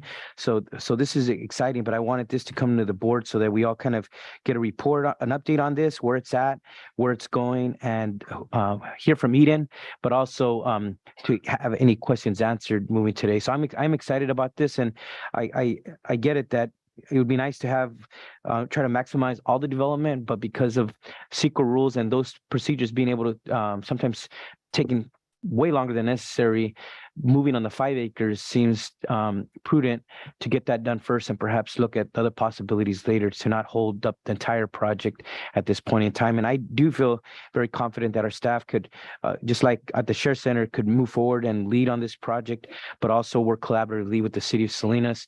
If they're willing to put significant resources, that's a really great thing. I hope we could also pursue other available affordable housing dollars that could contribute towards the project. And the last thing I would say is there's always on joint projects, there's always negotiations about who gets what RENA numbers as counties and cities are all required to meet our goals. I think I would just express that I think there's a way to find a win-win in terms of those issues as well, so that I think both the city council and the board of supervisors could feel proud of this collaborative effort. And I think this is what the community wants to see, is that local governments are working in collaboration, pulling resources together. But really the big win is for the community that has more available housing, and especially this type that's going to serve lower income individuals in our community, specifically in Salinas, but certainly open to those beyond it. So we'll go to, I think, Supervisor Askey, you wanted to comment, or Supervisor Adams? Just a comment. I don't have a question actually, but I think that the community really does appreciate seeing the county seat and the county come together on projects like this. And in my opinion, it doesn't matter who gets the credit. It's just, let's get the job done. And I thank you so much for the cooperation that your leadership has shown. So thanks very much for this. I think it looks like a great project. Thank you. Supervisor Askew? Thank you. Again, there's so much opportunity with this particular site and this particular project for us to get some desperately needed units built.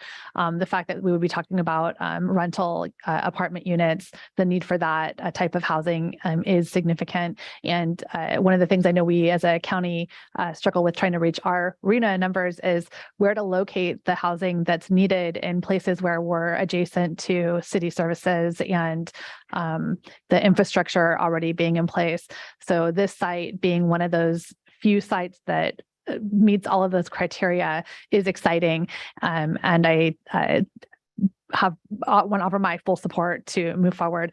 I recognize the challenges around density and being able to maximize utilization of the larger site, but to the degree that we can maximize density within the development that we're building is something that I would be supportive of because the need is so desperate and great for these units. Thank you. Thank you. Supervisor Church. So yeah, this is also support. This is a good project. It's on the design it has there and the place it's going and what it can do is all, very, very positive. I am a little concerned about the managerial aspects from Eden Housing, from the problems that have come to light in the last week out at your other project out in Pajaro at 15 Salinas Road. And just to kind of give a background on that is just for the rest of the board to know, is Sister Rosa Dolores had received some community foundation Monterey funds, Monterey County Foundation funds, and for rental assistance, and checks were going to be provided to these people from the long evacuation they'd been into and financial problems that have developed over the last month.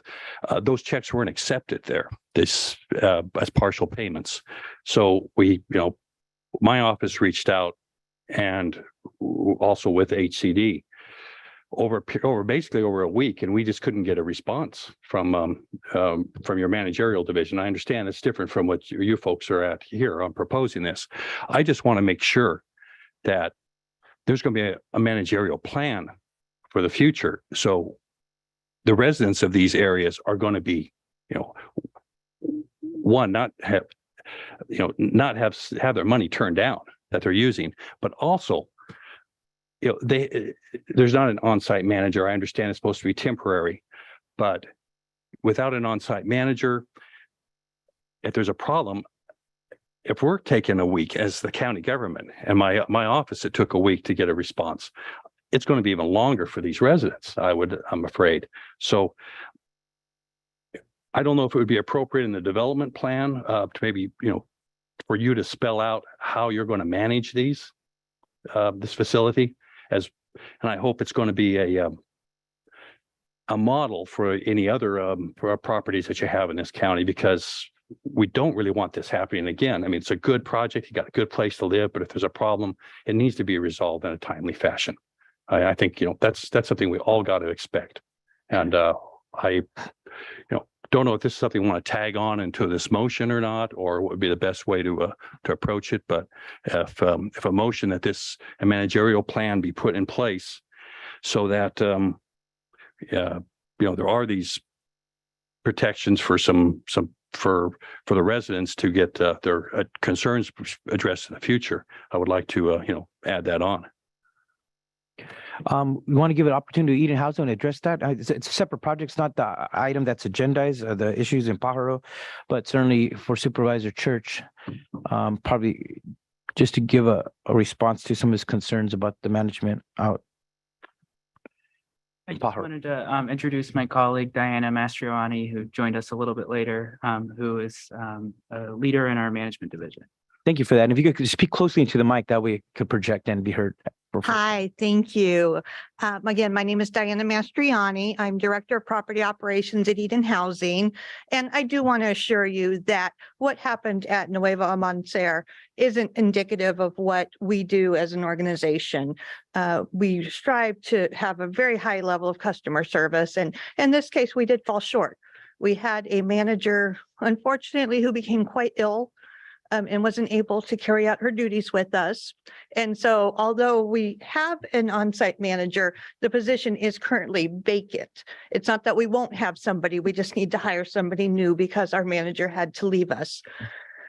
We take great pride in being in Salinas. I'm a long-term Salinas person. I have a family in Prunedale, and so I'm down here quite often. And so I can guarantee you, we will keep eyes on the property and again, not reduce our level of customer service that unfortunately we just didn't quite live up to over the past week. Thank you. If you have any questions, we'd be happy to answer them. Supervisor Church, anything else on that? Maybe you guys could connect offline as well. Yeah, no, I just want to make sure we have a plan onto there. So there wasn't an on-site manager, but we had been, or an HCD, the whole county had been in contact, and we just didn't get a response. So I just want to make sure that, I'd like to see as this progress goes forward, that you can address that. Absolutely. So that, if we found something here, you don't have a manager on site, it becomes a problem. Well, now it's the time for us to look at how that doesn't happen again. Yeah, absolutely. And we do have coverage now. We have other managers in the area helping at the property. Unfortunately, at the same time, our supervisor went on vacation, but she is now back. So we heard of sort of the all things kind of fell against us last week, but I can guarantee you, and we can put it into a plan for you to ensure you that going forward, you'll see a much better level of response from us. Great. Thank you very much for that. Welcome. Thank you. I want to go to members of the public. Would any members of the public like to speak on this exclusive negotiating agreement, ENA with Eden Housing for the development for this multifamily housing project in Salinas? Anybody online? We've seen none online. All right, we'll bring this back.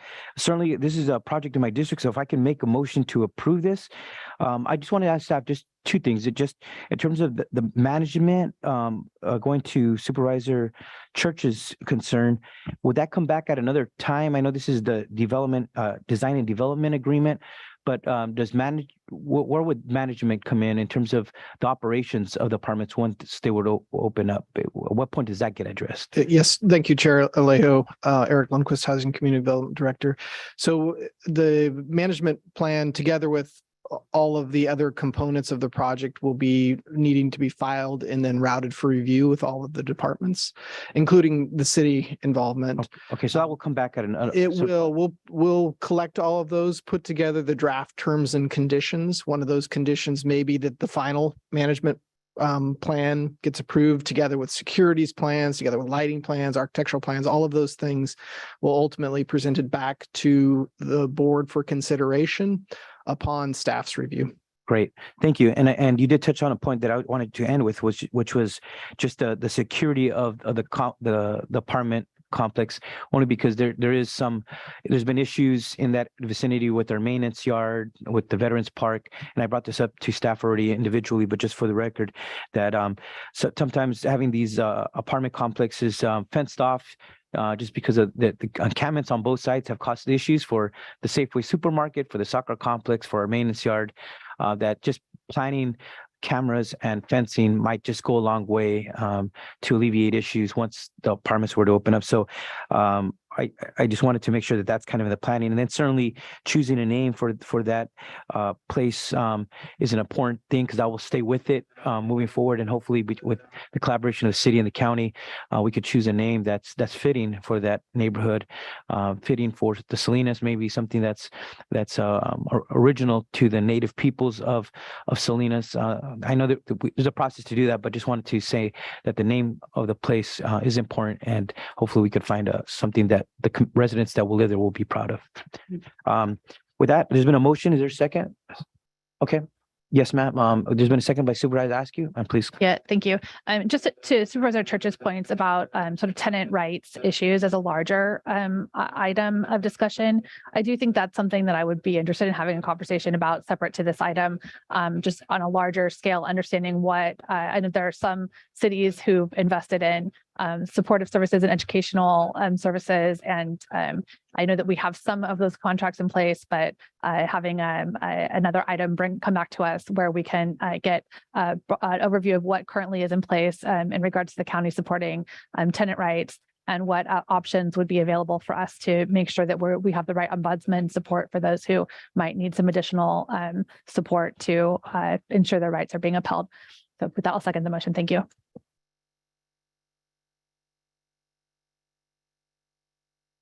Sorry, Supervisor Lopez isn't with us because he's at a conference representing our county in DC.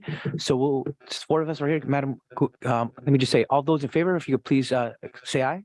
Aye. Aye. All those against, motion carries unanimously 4-0. Thank you very much. We'll go to item number 7 now. This is to receive a presentation on the Housing and Community Development Department and conduct a workshop on the planning and construction permit process, staffing, permit streamlining efforts, proposed CEQA action. And we'll send this to Mr. Lundquist again and staff. Yes, thank you, Chair Eric Lundquist, Housing and Community Development Director. Again, board members, staff, and the public, just give me one moment while I transition here to the next presentation. We'll be ready to go. So today, the Housing and Community Development Department would like to do a presentation on permitting. We will be providing a bit of summary regarding the department, as well as some of the other features that the department does have roles and responsibilities with respect to in our purview and our authority. We will also then conduct a workshop and discuss with the board some staffing levels and some streamlining efforts. So the purpose of this presentation, as I just mentioned, was a request of Chair Alejo that we bring forward this item as an opportunity for HCD staff to inform the board and the public on the various dynamics of planning, construction, permit processes, its staffing, and to share some of HCD's contemplated streamlining efforts. It's also an opportunity for the board to provide direction on its permitting priorities.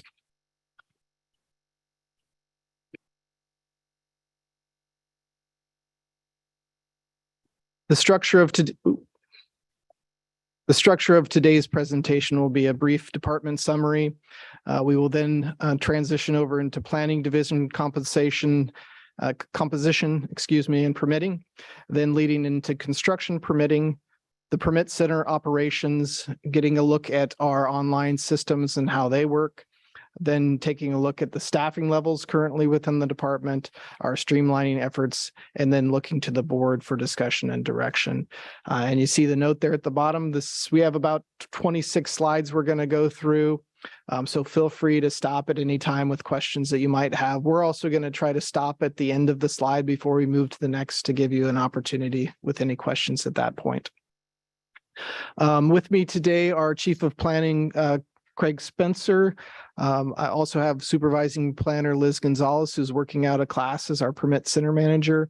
And then we're a little crowded in the box, but we also have our Chief of Building, Josh Bowling here, that's available to answer any questions as well. So with the four of us, we have a broad-based knowledge of our department, but we can't do it without our 103 staff. They're quite incredible, I have to tell you. The permit process is quite complex and they do a fantastic job. We speak the passion for public service, and I have to say every single one of them has a passion for public service. HCD is actually a new department. It was formed in September of 2020 on the 29th. It was dissolved from a former resource management agency into the two departments, Housing and Community Development and Public Works Facilities and Parks. We're still friends and we do share some commonality and projects still, but we're still very much good friends and share an office space together. The department has evolved into 4 divisions. We are the Permit Center, Planning Services, Development Services, and our administration wing that includes our financial services and some other support services as well. As I mentioned, we have 103 full-time equivalent employees. Not all of these employees are involved in the day-to-day operations, and Craig's going to go into some of that as we get into the planning discussion. But for example, our advanced planning team isn't involved in the day-to-day permitting, but they are involved in setting policy. And we're going to get into some of those questions when we get to streamlining efforts, is setting new policy that might streamline potential projects. Our primary purpose within Housing and Community Development Department, which was very wise of the board to establish the department, is related to permitting, although we do have some other functions, as I just mentioned, with respect to policies. We also are involved in housing and especially affordable housing, inclusionary housing programs. With that brief introduction, I'll look to Craig to start talking about some of the complexities and the processes with respect to land use planning. Thank you, Eric. Good afternoon, supervisors. Craig Spencer with Housing and Community Development. I have a lot to go through and I'll try and keep it at a high level. I've been asked more than once when I tell people what I do, what is planning? So I thought I'd start there. Basically, we're trying to create spaces and maintain spaces that have lasting value, that are healthy and safe and good places that people want to live. So that requires a interdisciplinary approach. We get larger questions like, is it important to protect agricultural lands or provide housing? And it's not an all or nothing. It's, what is the balance there? And there's larger visions like that that we struggle with, and then we implement those on a day-to-day basis, on a project by project basis, to try and accomplish that goal of creating healthy spaces where people live. We also have a need to provide for economic generators and jobs along with housing. So there's a lot to balance. We get involved in biology and transportation, water and wastewater, you name it. There's a lot there that goes into the planning world. Next slide, please. In order to accomplish what we're trying to set out to do and create healthy places for people to live and work, we have the general plan, which is the constitution for land use in the county. General plan's mandated by planning and zoning law at the state level, and it has 7 mandatory elements. We currently have a 2010 general plan that contains all of those elements. Some are multiple elements within one. We also have 2 elective elements because of our agricultural lands and our desire for economic development. So we've elected to add those 2 elements to our general plan. And we're also working on updating the housing element, which has some other elements that come into play based on new state legislation. From the general plan and that vision for the development of communities, we implement that through area plans, zoning, which most people are familiar with. And then on a project by project basis, we have discretionary permitting, and that can be done at several levels. It can be a staff level approval for minor permits, all the way up to the Board of Supervisors for legislative actions and appeals. In between that, we have zoning administrator and planning commission, which are all described in their duties in our zoning code. Next slide, please. So here's a map of Monterey County. It's a large county. We cover a large area.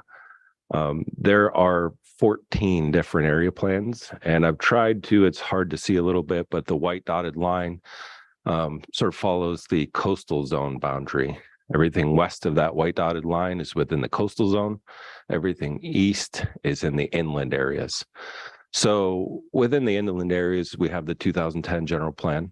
There are 13 area plans in that area. And then, oh wait, not 13, apologies. There are 10 area plans within the inland zones. In the coastal area, we have 4 certified land use plans: North County, Del Monte Forest, Carmel, and Big Sur. Those are certified by the California Coastal Commission under the Coastal Act. And the California Coastal Commission maintains the appeal authority over our local permitting in those areas, as well as the need or requirement to certify any new policies or changes to policies and land use regulations that we would adopt in that area. Next slide, please. So within the framework of the planning portion of housing and community development, we have current planning services, which is the review and permitting of individual project development applications. Those could be for new land uses or for vertical development of properties where permitting is required. We have to implement state law, including the California Environmental Quality Act. We write reports and resolutions and present projects at hearings, the various hearing bodies I've gone through. And then we carry out all the conditions and do condition compliance for all the permits. And that's really what the focus of my presentation is going to be today. But I would like to mention that we have long-range planning functions, which is the updates and implementation of the 2010 general plan, updates of the general plan, updates of our zoning code, all the implementation of the new state laws that have come out that affect land use, as well as implementation of any changes or new policies that the board may direct. And within that division, we also have several other functions like oversight board and East Garrison kind of related development projects. And then we also have the housing program. The housing program implements funding opportunities. They seek and implement funding opportunities for housing like the one you heard about earlier. And they support both current and long-range planning and ensuring implementation of the inclusionary housing ordinance, as well as updates to the housing elements and other policies and programs. This is a long slide to go through here, but we have a lot of functions that aren't really clearly described in what I've just gone over. We have several programs that we oversee. The annual review of Williamson Act contract applications, annual review of Mills Act contract applications. We staff the Historic Resources Review Board, the Airport Land Use Commission, over 15 advisory committees. We have requirements in planning and zoning law to do annual reviews of our capital improvement program for general plan consistency. Our descriptions on the implementation of our general plan, which will be coming to you later, along with our long-range housing program. Our annual condition compliance mitigation and monitoring reporting requirements. Liz with her team does special events review. We are the zoning administrator staff and secretary to the planning commission, amongst many other things. Next slide, please. And maybe Craig, if I could just interrupt, I think the benefit of this side is that you can see that there's a lot of balls in the air at any given time, and those balls are so tangled with different complexities. And the hope of really our mission is to make this permitting process easier on the residents as well as staff. And so hopefully we can get to a point where we can untangle that ball to maybe even a less complicated web, if you will, or even a straight string line, such that we have clear and efficient and effective processes. Yeah, thank you. So just wanted to provide an organization chart here. We have Eric, our department director, myself, the chief of planning. We have Darby Marshall, Melanie Beretti, and Anna Kanga. Darby being the housing program manager, Melanie being our supervising planner over long range, and Anna over current planning. So trying to focus here on current planning. We have 13 assigned positions to work on development review and applications. 9 planners assigned, 9 positions, not planners, assigned to long range planning at the moment, and a few vacancies. Next slide, please. So I'm going to get into an overview of the process that one might expect to go through when applying for a discretionary permit. It's a little bit. Usually they would start at the front counter with Liz's team, and she'll be explaining that in the future slides. But once it gets to our side, the back of the house, with a discretionary permit application, usually an applicant would start with either an application request or a development review committee request. The difference is development review committee is actually a meeting that involves a number of land use agencies involved in the permitting to have a discussion with the applicant, and then to provide them feedback on a conceptual plan. The application request is similar, only it's working directly with a planner who is attempting to speak for other departments, knowing what we know of the other department's needs. But both result in the provision of a checklist for an application, which is the materials required to submit the formal application. So once the applicant puts together the application materials, they then come and submit the formal application and pay those formal fees. There's an opportunity to go directly to the application submittal process if you don't want to go through the application request or development review committee pre-application processes. But once the application is submitted under the Permit Streamlining Act and Planning and Zoning Law, we have 30 days to review an application for completeness. That includes review by all the agencies involved in land use permitting, public works, environmental health, development services, and whoever else may be involved. Planning acts as the clearinghouse for that, and we do our own review. And at the end of that 30 days, we're required to provide a letter that either says you are complete and we can move to the next step, or you're incomplete and we need additional information in order for you to be deemed complete. If you are deemed incomplete, you would go back to the reapplication, which is essentially the application submittal, and then we have another 30 days to review that, although we try to make that a little bit more, a little quicker if it's minor in nature. Once a project's deemed complete, we need to make a determination under the California Environmental Quality Act, typically within 14 days. But that's what the law directs us to do. There's a lot involved in that. California Environmental Quality Act at the state level is a complicated law, and there are really three main determinations that we make. Pretty much everything we do is subject to the California Environmental Quality Act as a project, as defined under that act. A project can be categorically or statutorily exempt from CEQA review, in which case we would notice it as such and move on to a hearing. It may not be exempt, in which case we may need to do an initial study. An initial study then could result in a negative declaration, which means there are no significant and unavoidable impacts on the environment. A mitigated negative declaration, which means as long as you do these things, these mitigation measures, there will be no significant unavoidable impact on the environment, or an environmental impact report. Each one comes with its own time frame in the Permit Streamlining Act. We have 6 months for the negative declarations to get to a hearing, and a year for an environmental impact report project, and we often struggle to meet those timelines.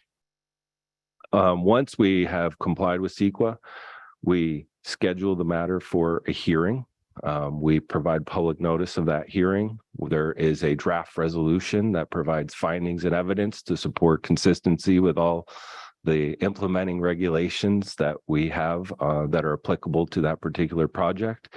And depending on the complexity of the project, it could be one of those 4 approval levels you see on your screen here. And we have some permit types that are usually associated with those planning level reviews. Each level under the board, there is the ability for anyone aggrieved by the decision of that hearing body to appeal. And there are different appeal processes depending on which types of permits there are. The board is the final decision maker, except in the coastal zone, where a decision may be appealed to the Coastal Commission or by the Coastal Commission in some cases. Once the hearing bodies make a final determination and the appeals have all been resolved, we do condition compliance work, and we make sure that any conditions that were attached to that approval are complied with at the appropriate timing. And then typically that's where the construction permits come into play, which Josh Bowling will be speaking about. Right. That might be a good place to pause because that was a lot of information. Yeah, it's quite complex, the planning discretionary process. But I think as we look at this, we're going to be talking about some streamlining efforts. So this, in essence, is the applicant's process journey that they're going through. Is this from beginning to end, and how do they get from submittal to approval, and where do they get hung up in this process? Where is timing, not being so efficient, and are there things that we can get avoid or remove or reduce or add to that provide some efficiency measures? So some of the things that we're talking about as we're looking at this slide, Craig mentioned the application request process. It is not something that's required by law for us to do. We did it as a convenience to our residents in order to provide them a unique checklist that they can then use to submit the formal application in hopes that there would be no incompleteness issues. We often don't see that. They're in a rush too on the private side, getting plans in, meeting deadlines, and so often things get missed and we need to go through that correction review, but it isn't required. And so one of the suggestions will be to get rid of that, so we could remove about a 4-month process at the very beginning where our applicants perceive that to be the beginning, but it's truly not. So that's one efficiency that we're talking about. But also, as the board sees these different levels of review authority from the administrative permit, zoning administrator, into planning commission, the code specifies who the review authority is, and it has the discretion to delegate that review authority. So planning commission is quite involved. We're putting out notice, drafting very extensive staff reports, putting together conditions of approval. At the administrative or zoning administrator level, they're much lessened and they become quickened. So it might be something that the board directs us to evaluate. Are those particular uses falling under the proper review authority? And is there opportunity to reallocate that to somewhere else in order to create some efficiencies. So as we get, just kind of remember this slide, because we're going to be talking about it a little bit further, and I'll stop there if you have any questions. Thank you, Eric. And anecdotally, land use is complex, as I mentioned, and a lot of people you see us as being the bearers of bad news. We either tell people they can't do what they want to do, or they have to do something they don't want to do to get through our land use permitting process. So it's often a difficult job, but we are continually trying to find ways to improve on our processes and to expedite things. It's not something where someone's going to come in and be handed a permit that day over the counter. There's a lot of technical information and review that goes into our permitting process, and we're focused here on discretionary permits and ministerial permits. Things that are simple in nature aren't part of what we're talking about. We have a lot of design approvals. We have a lot of tree removal permits. We have a lot of things that don't take a long time, but that's really not the thing that we're here to speak about today. Next slide, please. Okay, so I'm going to get into some of our permitting information. This is one of the things that Citygate recommended we get better at, and some of really wanted to figure out, where do we stand today in relationship to where we've been in the past, and in terms of our productivity and our permit numbers, how many are we taking in, how many are we completing. And so did an exercise where I chose a date that was prior to the Great Recession, 2006, 2007, to see where we were at with taking in permitting application numbers, as well as our staffing numbers. I compared that to the last full fiscal year, 2021-22 fiscal year, and mid-fiscal year this year, since we're in the middle of it. And then I chose a midpoint to help try and fill in some of that during the RMA years when we're coming back out of the recession. So I have a fairly high confidence in the numbers we've gotten, but over the years, we've changed our data entry, we've changed our permitting systems, we've changed the way we name things a little bit. So this should be taken mostly illustrative, but the numbers are real. There may be not exact, but it'll show the charts I'll show in a moment will show basic trends over those 3 years we've measured.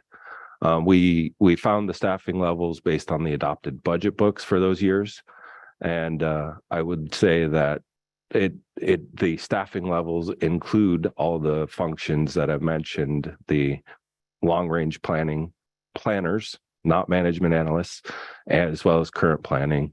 It doesn't include housing staff, the management analysts, permit technicians at our front counter who are doing a lot of the minor permitting, or our support staff. And there's definitely a correlation between our planners and how many discretionary permits we can get done, and all of those other things within our department. So we did a search of all the discretionary permits, again, not those minor permits that we've taken in, and the number we've completed. We've queried our systems. We've done a lot of fact checking. So I'm going to present those numbers. This is just the permit trends from 2006-07 fiscal year. We took in about 318 discretionary permit applications, many more if you count the minor ones. And we completed 242 discretionary permit applications that year. And in the midpoint, we took in slightly fewer applications, but completed a lot less. Last year, we were again a little bit down, but back up in the number we completed. And then mid-year this year, we're on track to be really close to the 2006-2007 numbers. So it looks like we're taking in close to 300 applications in a good fiscal year. There may have been years where it was down during the recession. And so we wanted to check and see what that looked like in terms of our staffing levels. Next slide, please. So in 2006-2007, we had 35 positions dedicated to planning, and a lot of them were specific to current planning. There wasn't a lot of long-range planning functions at that time. During the Great Recession, we eliminated a lot of positions. And so that went way down to 19 in 2014-15. which might explain some of the reduction in the amount that we were completing. And then we came back up slightly, but not to where we were. But this slide shows that we are in many ways more efficient with the number of planners we have. 13 dedicated to long-range planning, on track to complete 202 discretionary permits. And you see every year here, there is a difference between the number of applications we've received and the number we've completed. Some of that can be explained by permits that just never move forward. It was submitted and remains inactive. Permits that maybe were withdrawn. We have a number that's close to this margin that are really just permits that never actually moved to a hearing for one reason or another. But there are some potentially within there that are adding to a backlog of permits year after year. And so with the reduced number of staff, really what we're finding is we're able to try and process a lot of discretionary permit applications to try and keep up. But what becomes difficult is when people leave, either planned or unplanned, we have a hard time filling that vacancy and absorbing that workload into the staff we have remaining. So I thought this was very telling, and just wanted to share those numbers with you today. I think I have one more slide, unless we want to stop here. Maybe I'll finish up. That is the end, Craig. Is it that? Yeah, Okay. but I would like to just pause on this. We do have about a 17% vacancy rate, and that's department wide. And as in our planning section, as staff either goes on extended leaves or they resign, that puts the workload burden on the existing staff, and it really is burning them out. It is tough to process these discretionary permits day after day, and they're an incredible bunch of planners. They're wise, they're knowledgeable, and they know the right questions to ask. You've seen them in front of the presentation, so I just want to make sure to plug them because they are the ones doing the heavy lifting. Regarding construction permitting, the board's vision when it created housing and community development was an integrated permit system. So what does that mean? It means that the majority of the reviewing agencies are within the Housing and Community Development Department. We do have some external influences, the Environmental Health Bureau, who handles particular land use issues such as septic systems, domestic water through groundwater sources, as well as food permits as they might pertain to those non-residential uses. We also have fire agencies that conduct reviews of our discretionary permit applications. But other than that, the agencies are primarily locally located within the Housing and Community Development, and some of them in our Development Services section, which includes environmental services. Their review is over stormwater and our floodplain management ordinance. This particular section at the beginning of the year had 0 staff. So we've made some great progress. We actually have 4 out of the 5 positions filled now. So we've come a long way in reducing, and I'm sure your constituents were probably reaching out to you saying, we can't get the review of our stormwater, our erosion sedimentation control plans and flood management ordinances out. We've made substantial progress, and the group there is making good headway on getting that backlog reduced as the Citygate report identified. We also have engineering services. So this team looks at our subdivision maps. They look at right-of-way improvements, encroachment permits.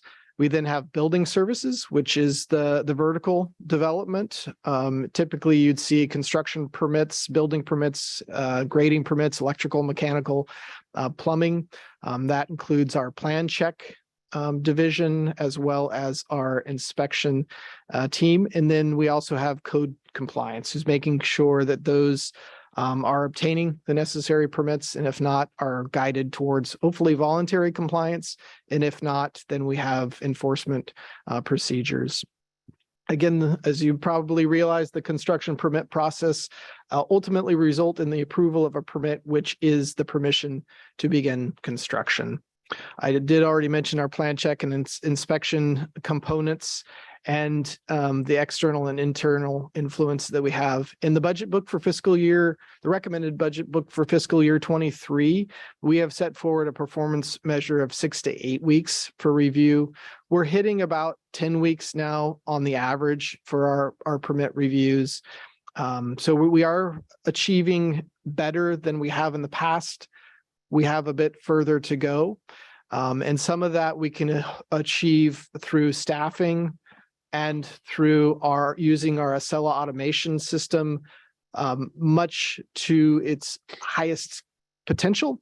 And with that, I would guess leave the opportunity if Josh Bowling, our Chief of Building Services, wants to add anything. Sounds like he's not moving to the podium. So I will then move to Liz Gonzalez to talk about our permitting center. Thank you, Eric.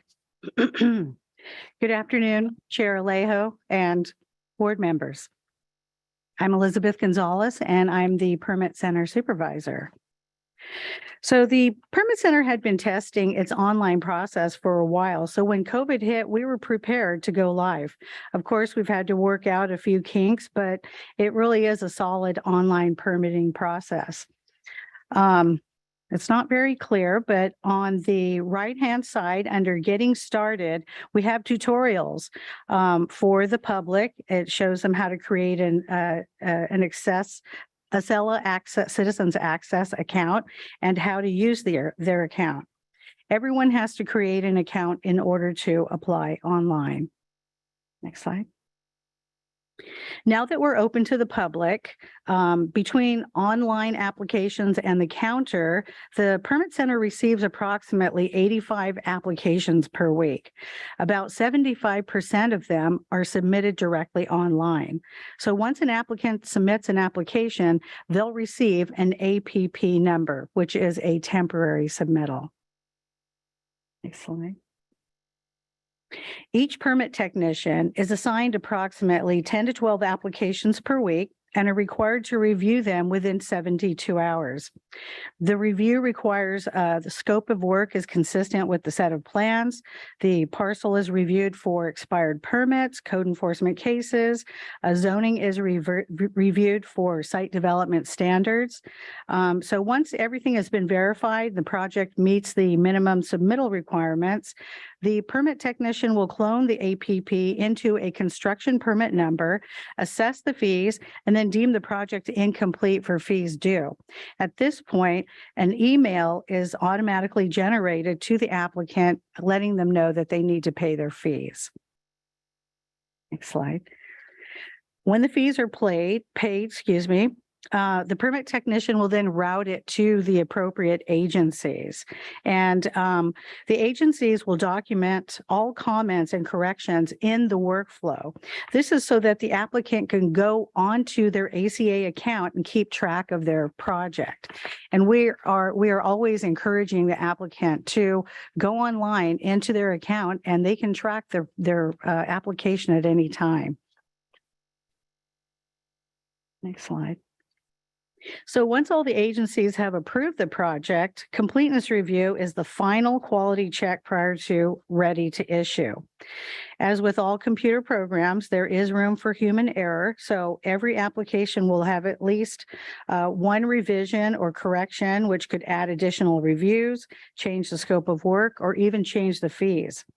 The final plans are reviewed for consistency with the description, approved and stamped by the plan reviewers. Conditions applied to the permit, such as an address for an ADU, the school fee forms required, C&D recycling forms, and any fees that need to be updated and invoiced will be done at that time.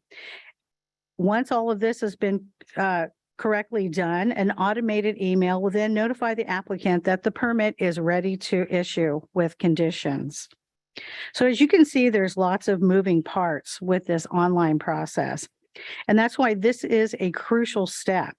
We have two experienced permit technicians who do the completeness review 3 days a week.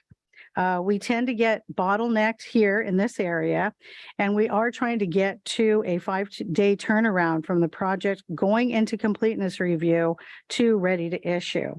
As we are short-staffed, we haven't been able to meet that time frame just yet. I have a couple more slides, but I'm going to stop right now and ask if anybody has any questions. We're almost towards the end, so maybe wrap up so then we could have questions from everyone. So the planning application request form that Craig spoke of earlier is a little simpler process. Somebody will go online, they will get an APP planning number. They submit their requirements, the application request form, and a conceptual site plan. At this point, somebody will review it to make sure that it does require a discretionary permit. They'll clone it into a PLN, assess the $500 initial fee, and then put it onto a project assignment list for assignment to a planner. So this could take up to 2 weeks for that process.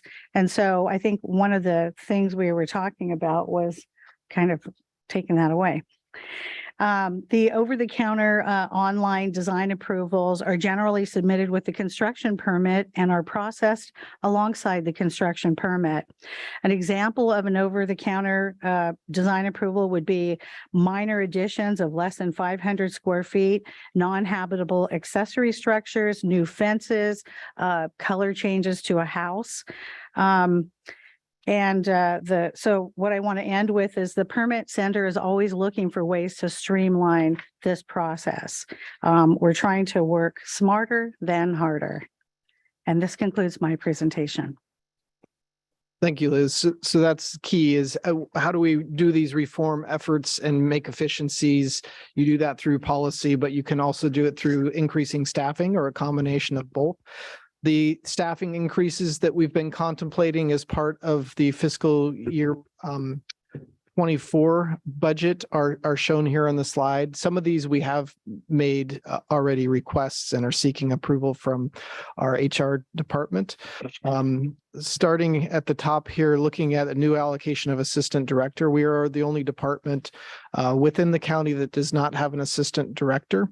Having the assistant director is beneficial by focusing on these policy issues and how do we bring these applications forward in a quicker fashion. We do that through bringing ordinances to change antiquated code or adopting administrative manuals and processes that will make it clear to staff how best to present applications and to avoid inconsistencies in what is expressed to the public. Also looking at a reallocation from a project manager 3 to an ombuds person. The former resource management agency had an ombuds person that was key in facilitating applications that get stuck in certain regards. Often, admittedly, we as staff have blinders on at times and we can't see the forest through the trees. And so sometimes we need a neutral third party to come in and say, you know what, here's an avenue. Have you looked at this? You're still meeting the goals, the purpose, the spirit, and the intent of the law. Here's an opportunity. I think this would be great for the department to have this position back again in order to be able to unstick those projects that seem to be log jammed.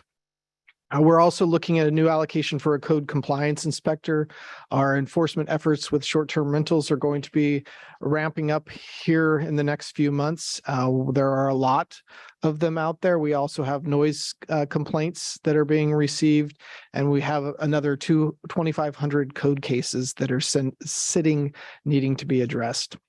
We're also looking at a new allocation of a GIS analyst and down at the bottom, an information systems specialist. These really are critical and making sure that our Acela automation is interfaced in a fashion that can handle our permit load, as Liz and Craig and I have just expressed. We believe these positions would be necessary. And then looking at a new allocation for 2 new associate planners because of our long-term absences, leaves, and those resigning, we need to support our current staff with getting them some help through new associate planners. And then providing positions for permit technicians specifically in the planning division. We have permit technicians only in the permit center. Having permit technicians in the planning services division will help and assist with less complex projects, perhaps doing the design approvals. And just as a reminder, every property within the Carmel Valley Master Plan has a design overlay and a site plan overlay. So every property coming in has to be reviewed in some regard. So it's a lot of work coming in on those projects within the Carmel Valley Master Plan. We also have a view shed regulations in other design districts throughout other supervisory districts, but they're not as frequent as the Carmel Valley Master Plan. And then last two positions, looking at a reallocation from what we used to call the redevelopment and housing project analyst 1 to a 2, and then an inspector 1 to another PT 3. We believe, having a solid foundation of these permit technicians are going to help move those projects forward much more expeditiously. Yeah, and if I could add to that, the permit technicians provide some opportunity for internal growth. We've done a lot of promotions internally within our department for those who have been able to remain with us and learn and grow. It also provides some relief for the planners for things like condition compliance and minor permits, so that they can focus on those larger discretionary permit applications. And then, like Carmel Valley, the coastal zone, the Coastal Act definition of development is very broad and includes pretty much anything when you're turning a shovel or putting anything in the ground. So there's discretionary permitting requirements in both Carmel Valley and coastal zone. Great points. Thanks, Craig. So we talked a little bit about our streamlining efforts. These are some that we're just throwing out for the discussion of the board today. I mentioned the getting rid of the application request process, so dissolving that need. Really looking at our succession planning, which is what Craig was just alluding to, is growing our own. We are finding that staff that is from the area tends to stay in the area as opposed to bringing in outside staff. They get trained and then they go back to where they once lived. So we were looking at opportunity for doing that, as well as establishing a public hearing waiver process. This is a process that other jurisdictions have done, where if the projects meet certain criteria, non-controversial, in locations that don't provide an environmental impact, that the public hearing process may be waived. We would still give a notice. That notice would be providing opportunity for one to request a public hearing. But if a no request was received, moving forward with the approval without the need for a public hearing. Also looking at administrative permits and opportunity for streamlining with our zoning administrator. In speaking to others that have been in the department for some time, the process has evolved, continues to evolve, but there was a much more efficient means of approving administrative permits and those that are considered by the zoning administrator. So looking at our Acela system, there is the ability to generate automatic approvals that would be considered by the director of planning.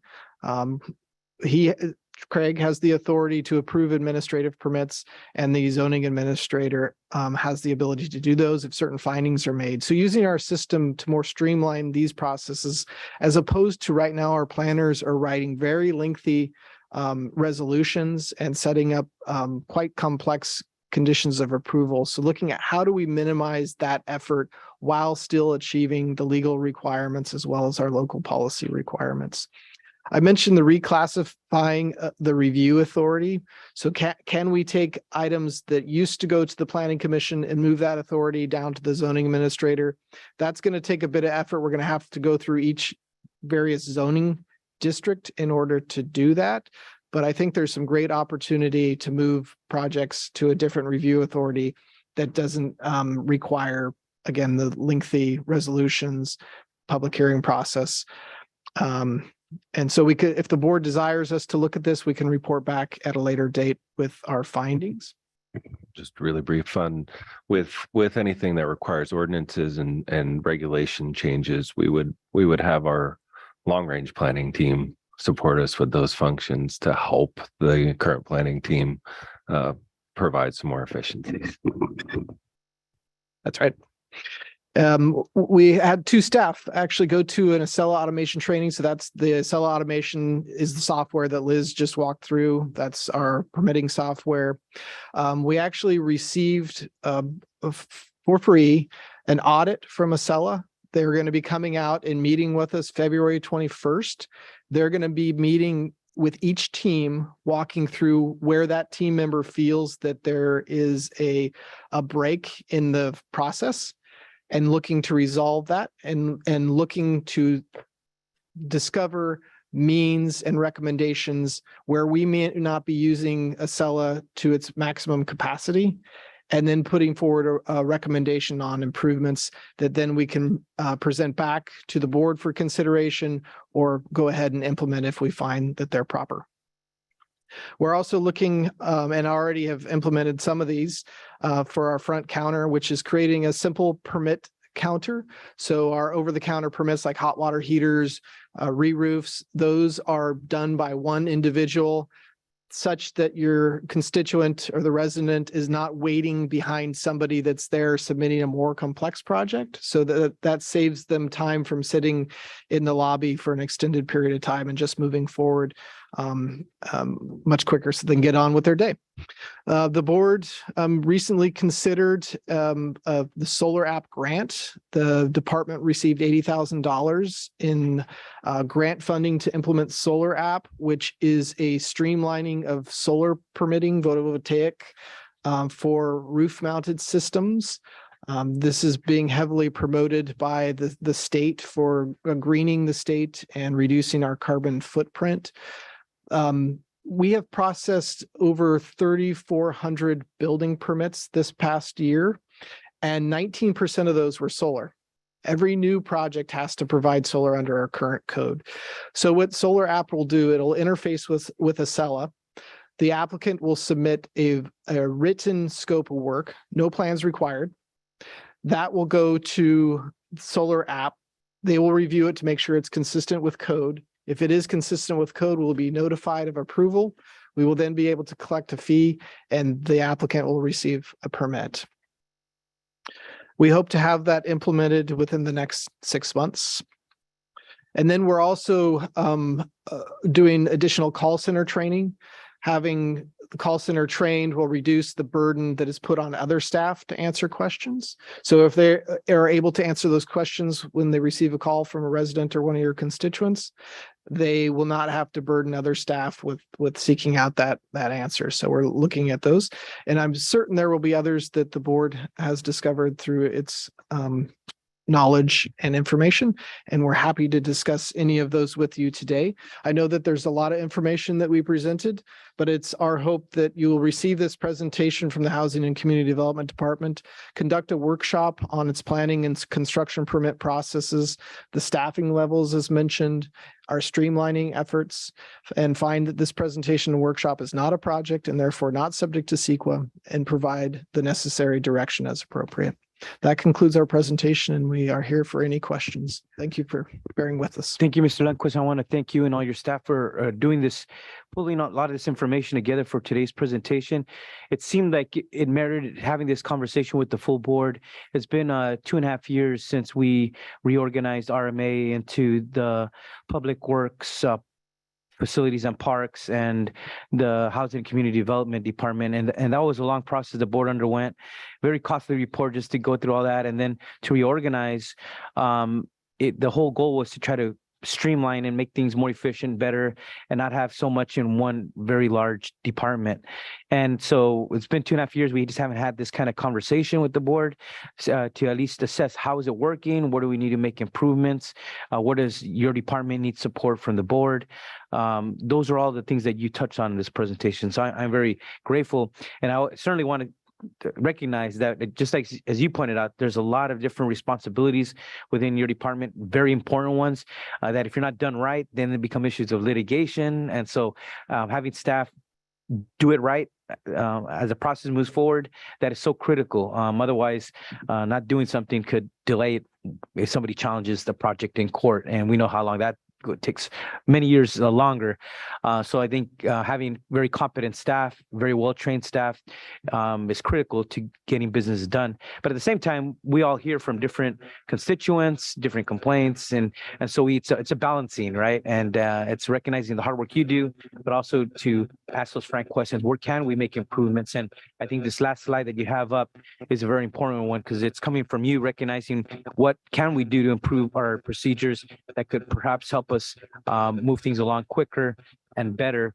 And you addressed a lot of my concerns here, but I would just start with the question. One, you already addressed the request for application process and recommending perhaps dissolving that, and I appreciate that recognition. And I didn't know how long that added to the process, but you already answered that it perhaps adds another 4 months to the process on average.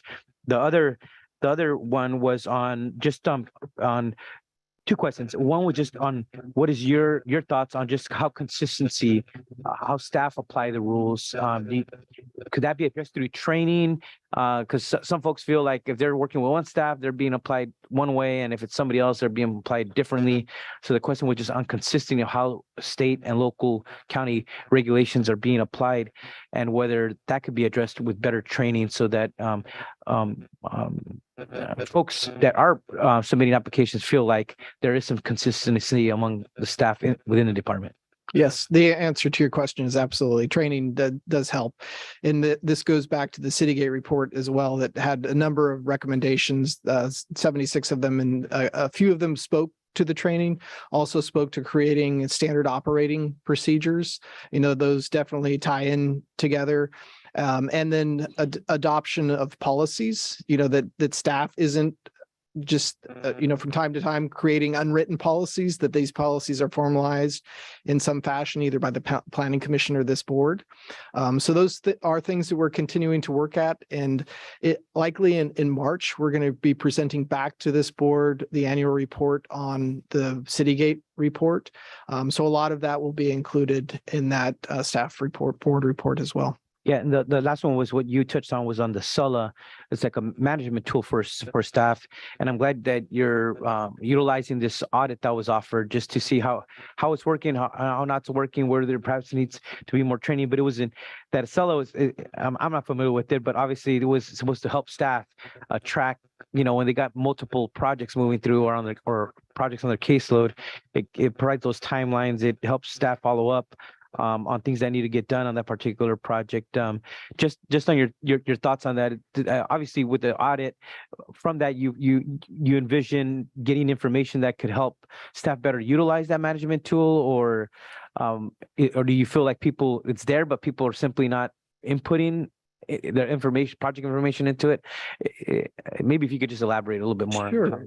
So the Acela system is built per the agency's desires.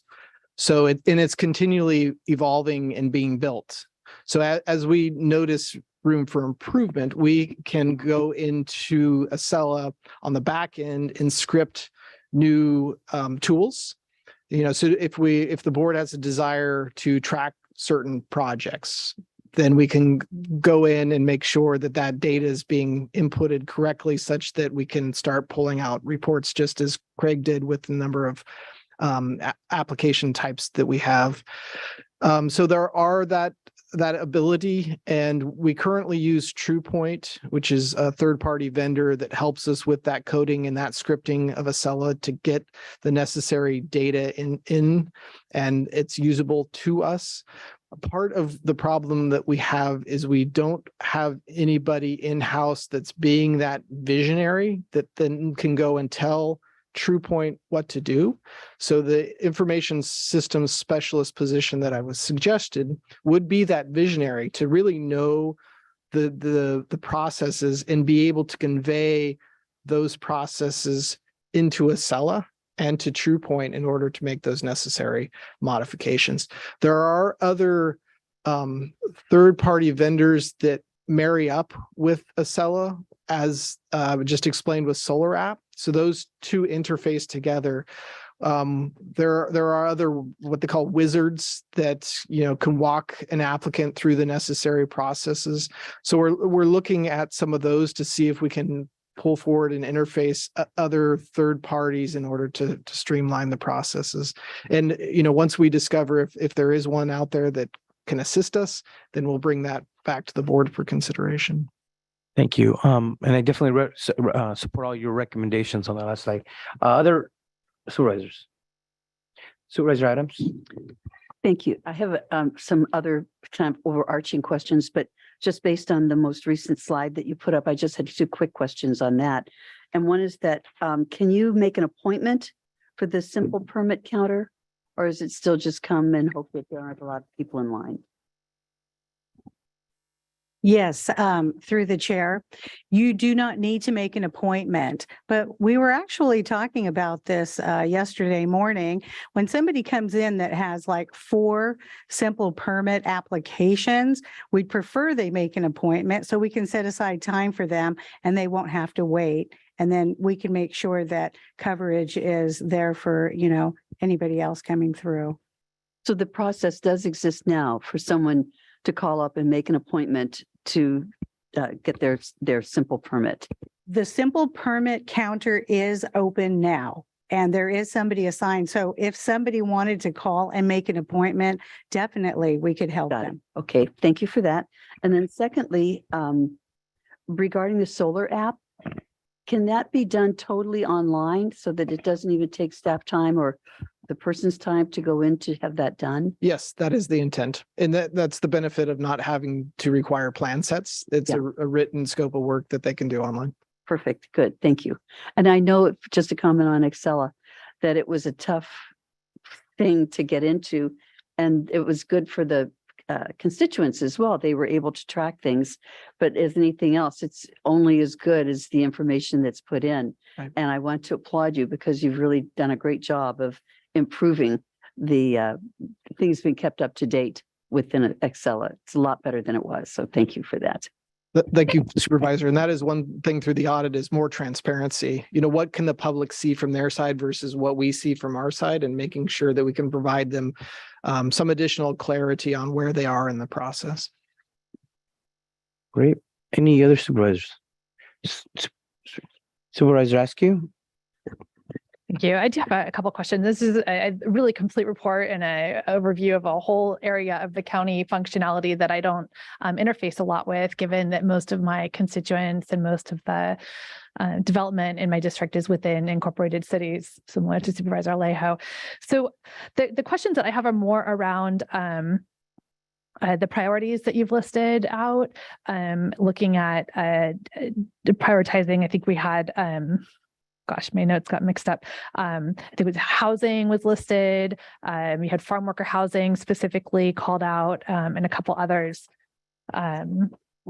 Cannabis was cannabis, and 100% farm worker housing, 100% affordable housing projects, and cannabis projects taking priority in processing.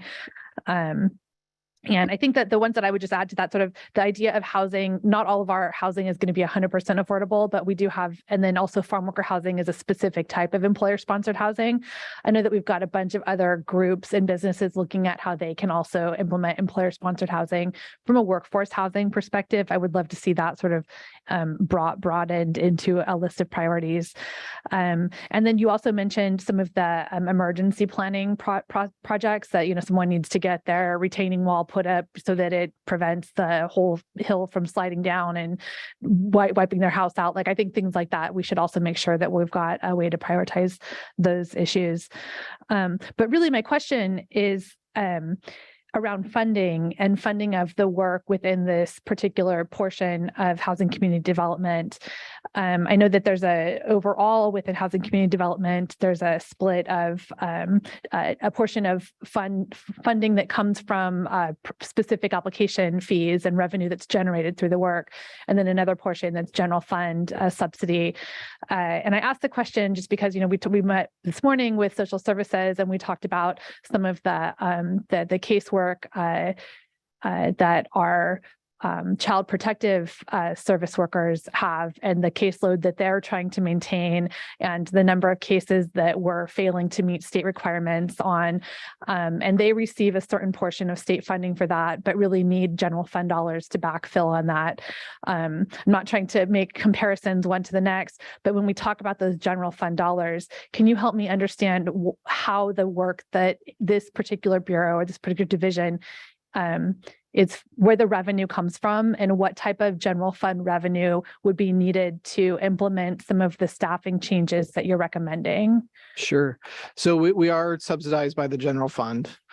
We are, though, a revenue generating service department, and we are actually at this mid-year, we are over $850,000 beyond what we expected. So the revenue coming in is about $6 million right now in revenue.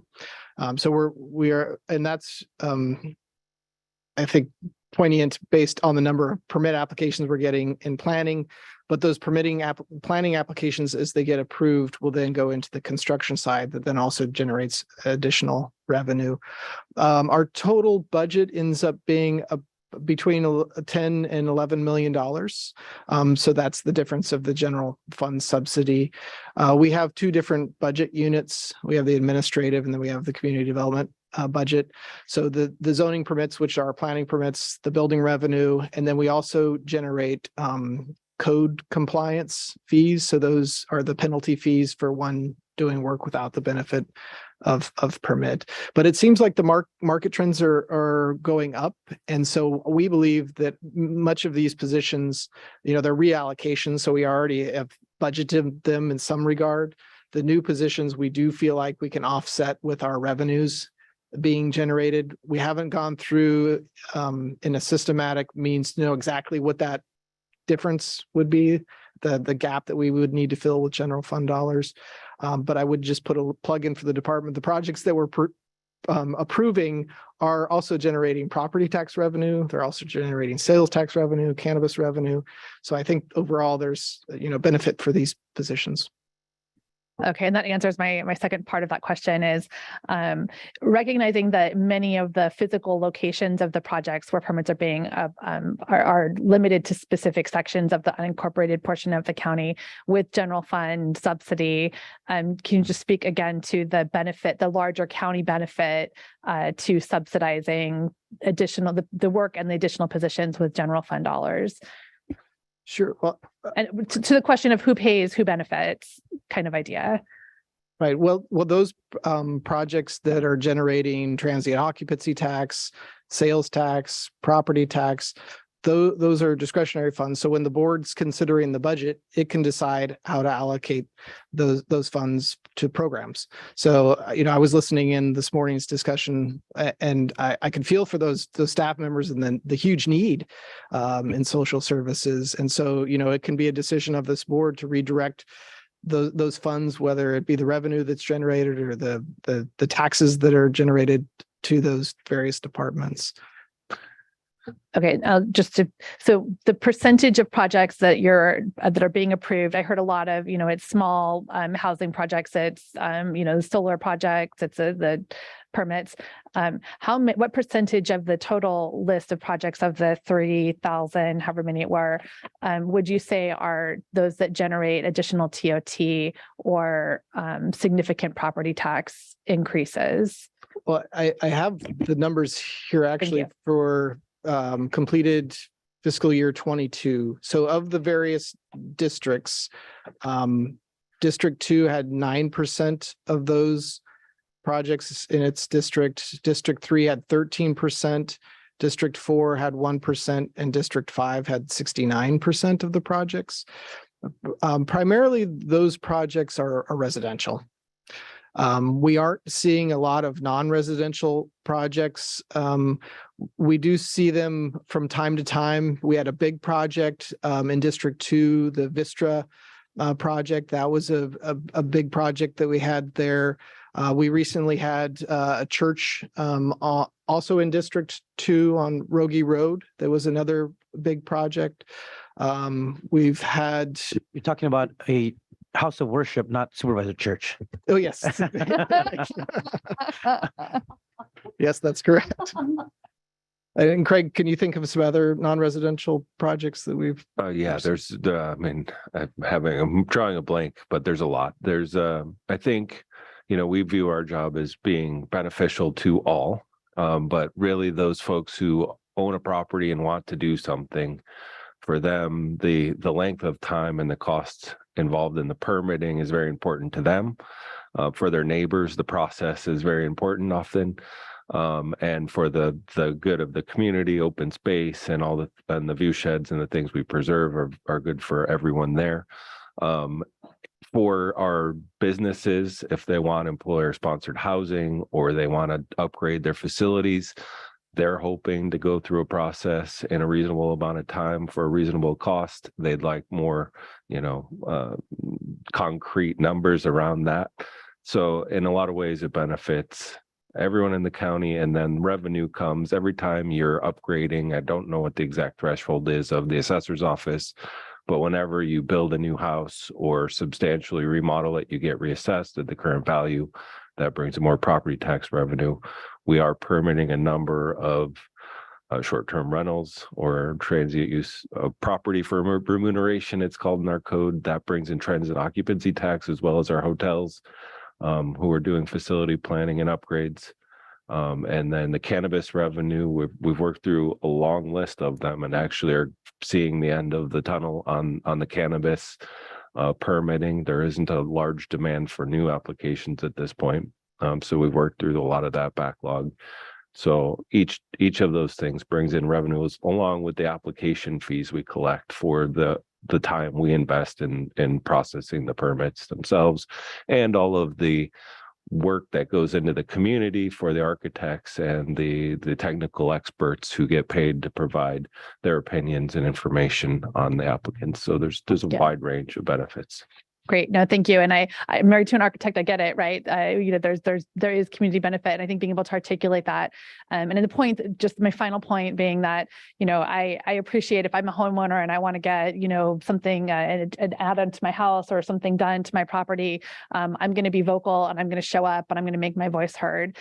However, the families who are having a social worker show up a second time, disrupting and traumatizing their family because we weren't able to close out the paperwork, they're never going to show up here and make their voice heard or their concerns heard. So that's on us to make sure we're balancing those realities that are faced by different parts of our community. So thank you for the presentation. I really appreciate the dialogue and the additional information. Thank you. Supervisor Church. Yes, I just I want to express my strong support for these efforts here to streamline, to reform. I think it's as you stated, the purpose of this is to make the process easier for residents, for staff, and it's a win-win situation. And I think you're looking a little bit out of the box a little bit. You talk about the ombuds person and utilizing the ombuds person in a way which will find solutions. So this I think is sometimes we get a little too rigid on how we approach things. And so really appreciative of hearing that. The one thing I hear in my district is when people go in, a lot of times they'll make an application and then further down the line, once they start the project, something else comes, oh, you have to do this too. And that wasn't in the original project.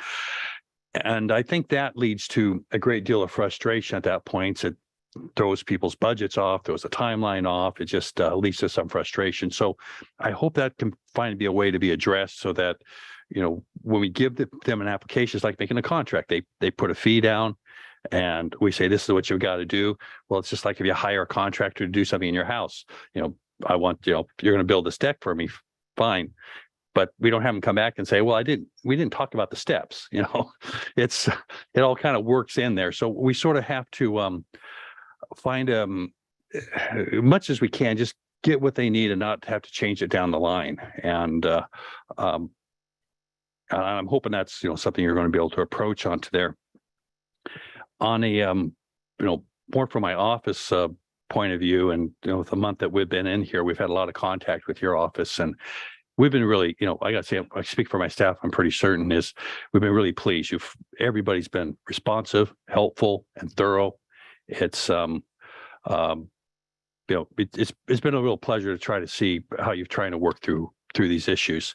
And, but I should even point out that here just a couple of days ago, maybe you got a copy of this letter. One of your staff people, we got a copy that from somebody in the community who was saying that they got a lot of help down there. They really appreciated how this person operated, and those are the kind of nice things we really like to hear. So I think you're making the right steps in the right direction. I'm sure we're going to hear more, and looking forward to how we go forth from here. Great. Thank you, Supervisor Church.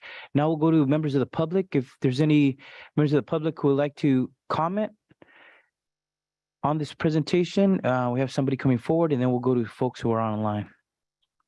Chair Leo, members of the board, Joel Panzer speaking as land use professional that's been doing permitting work in the county for about 37 years. So I thank the board for making this referral.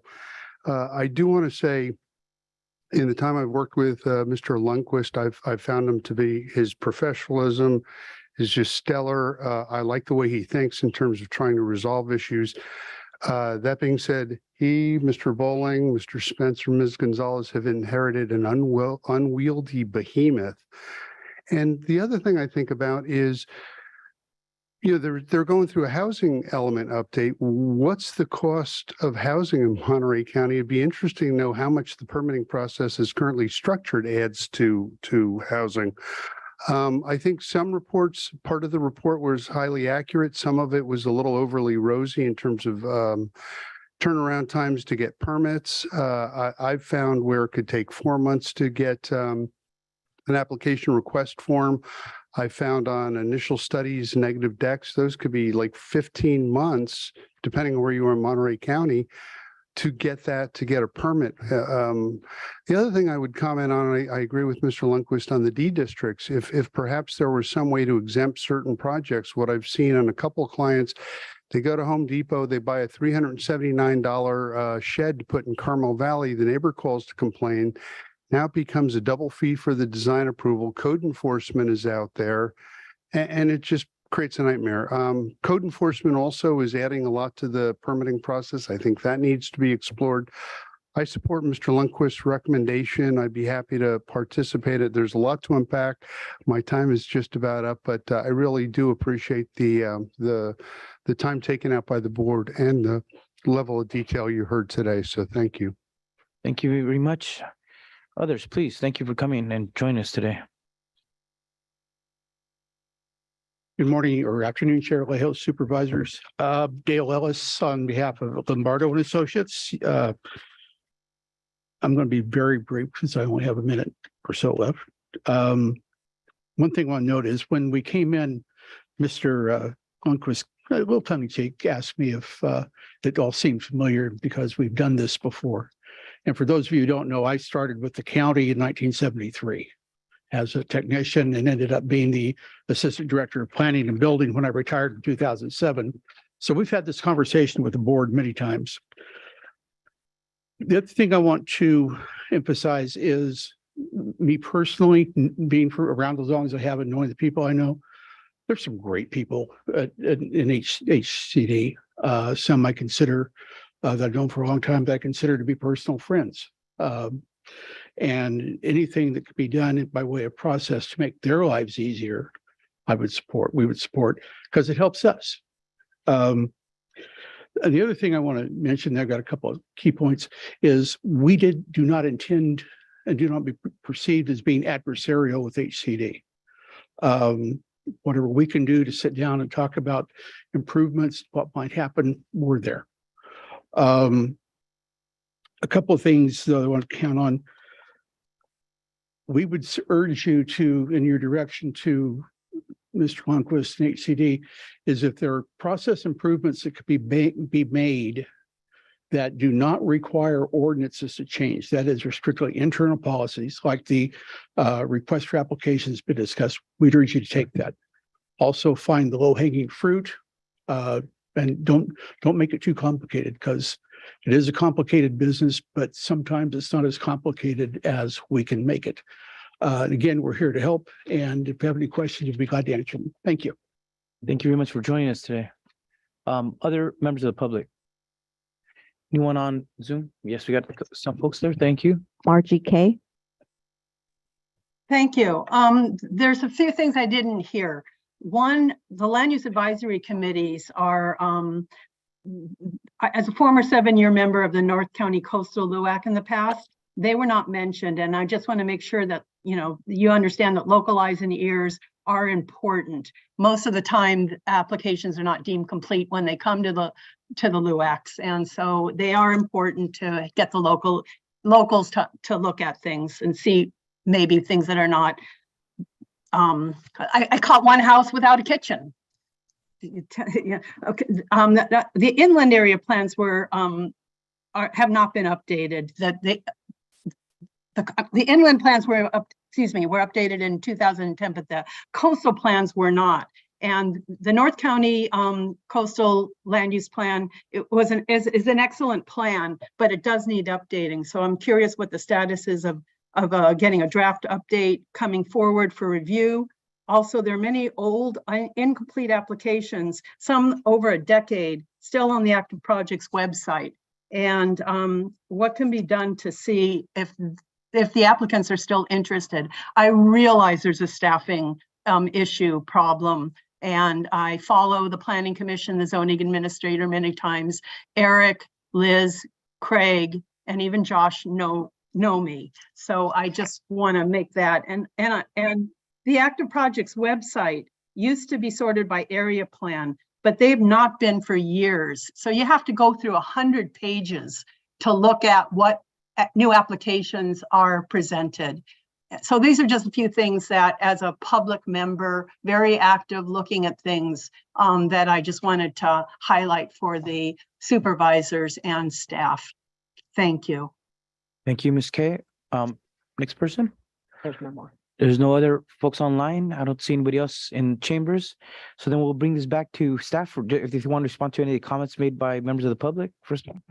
Thank you, Chair. I did want to just mention one thing that Supervisor Church brought up about informing the residents about the processes. You don't know the process until you need to know it.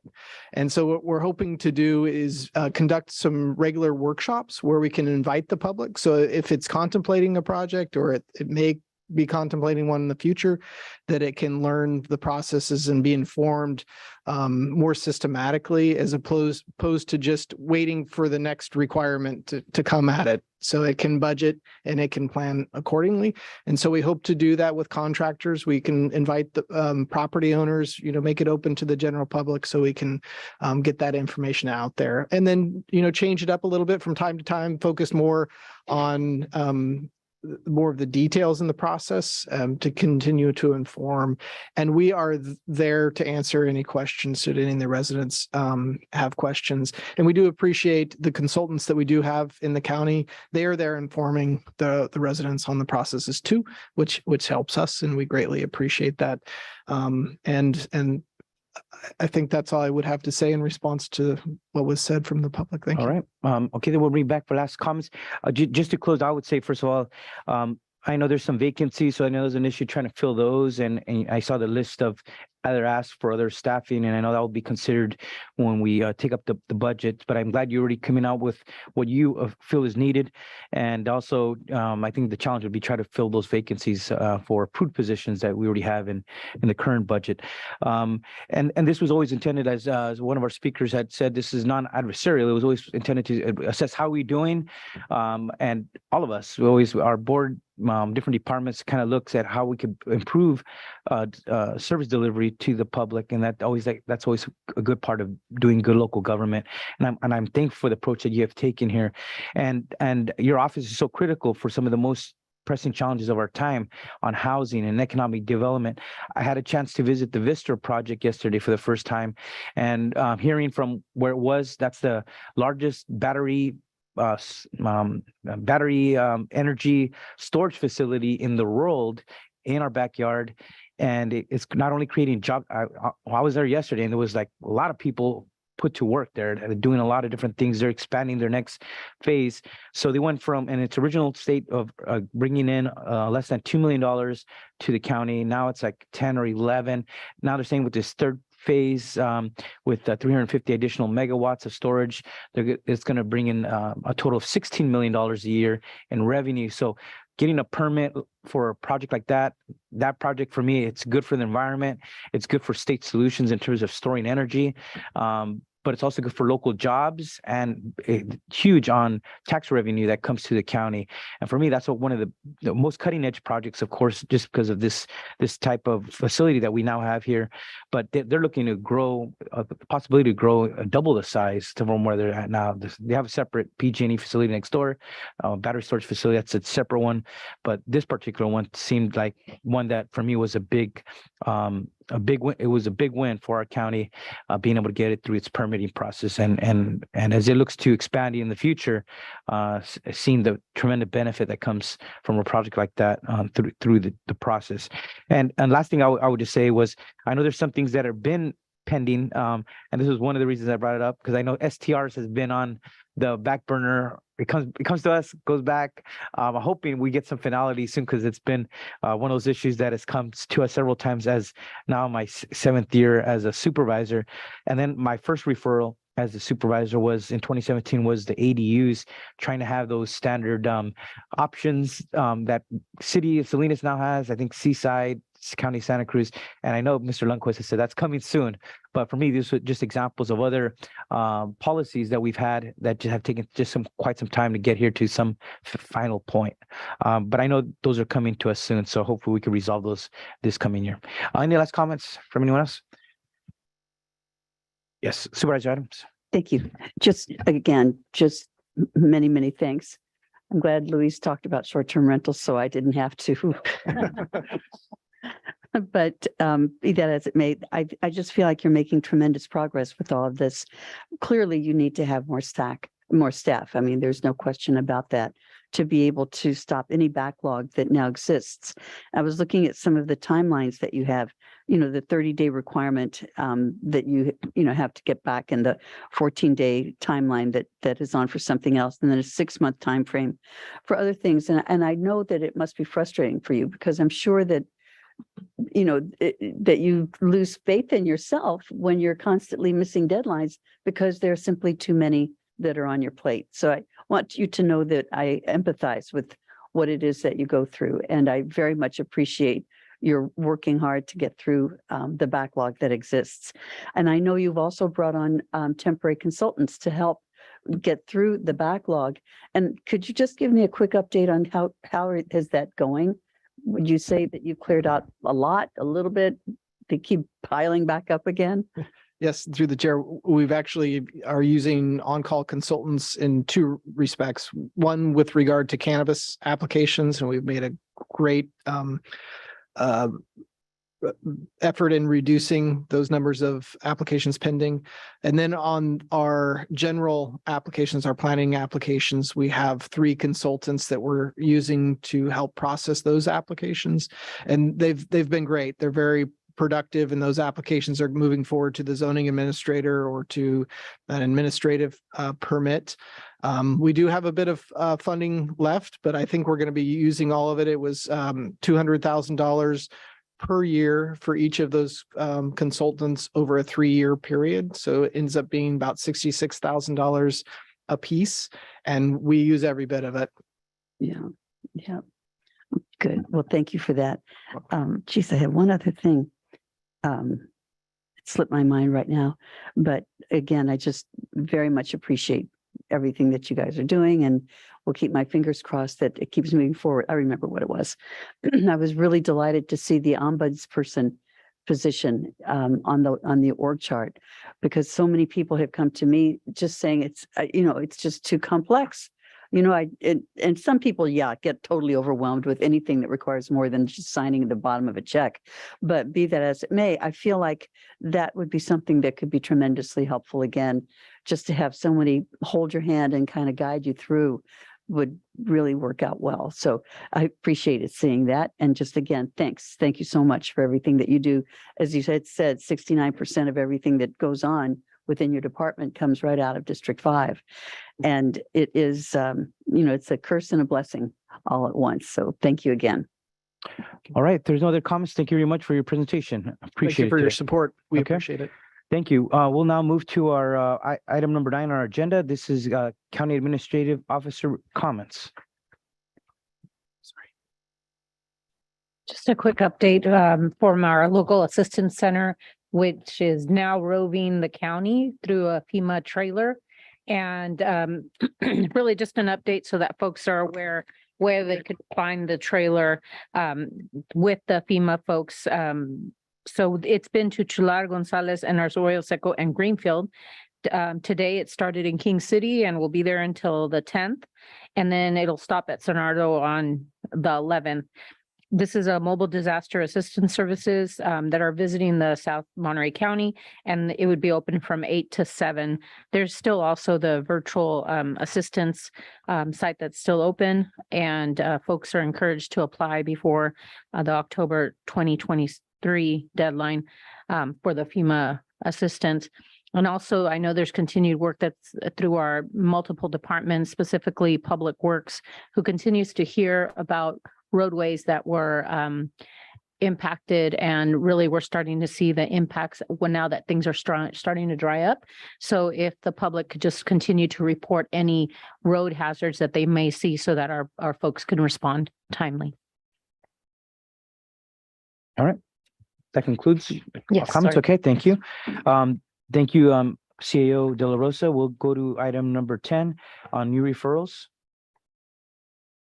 Now, these two referrals were posted You I reported them alerted them week, last so week. okay, so Yes. they've already been mentioned, Yeah. so we'll move on then, unless there's any questions on new referrals. Any comments from the public on new referrals? We did bring this up last week. Okay, seeing none, we'll move on to item number 11. This is a receive a report on response to a board referral to about allowing each supervisorial office greater opportunity to tailor its staffing to meet the needs of its district constituents. And we have a presentation by Irma Ramirez Bao, our HR director, and Wendell Sells, management analyst.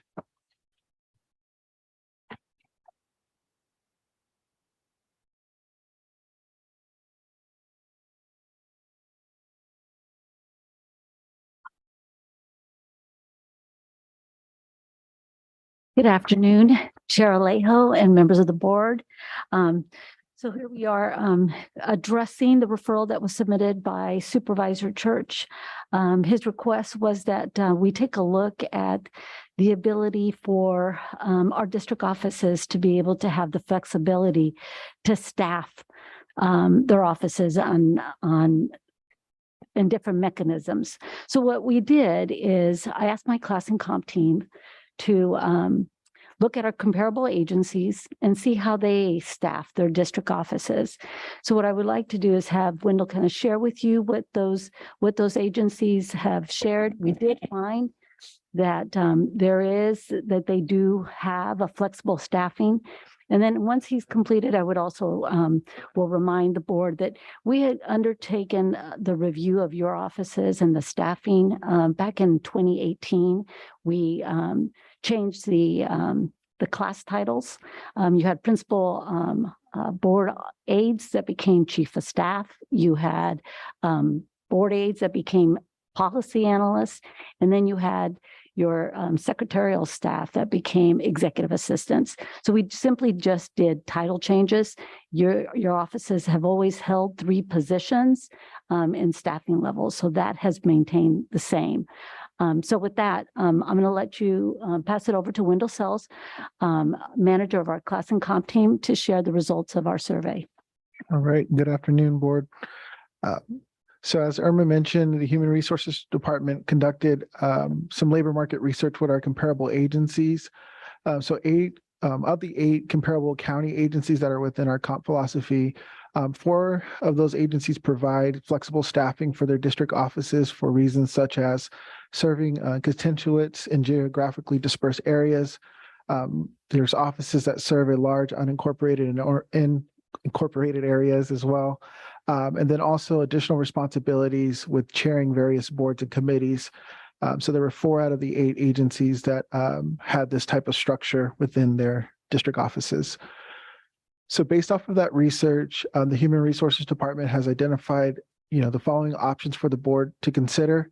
The first option is to remain status quo, which would include having one Board of Supervisors chief of staff, a policy analyst, and an executive assistant, and that would keep the cost neutral. Option 2 would allow for flexible staffing, where there would be one chief of staff and then 2 allocations of a Board of Supervisors policy analysts. And on the last column, you'll be able to see the estimated costs for the remainder of the fiscal year and also the annual costs moving forward. I do want to note that at the bottom, you'll see that with option 2, this would allow the district offices to be able to underfill any of those positions. So for example, you would be able to underfill one of your policy analysts as an executive assistant. So at this point, I will go ahead and pass it over to Irma. And also, what is not noted on the slide, but you also could underfill your chief of staff.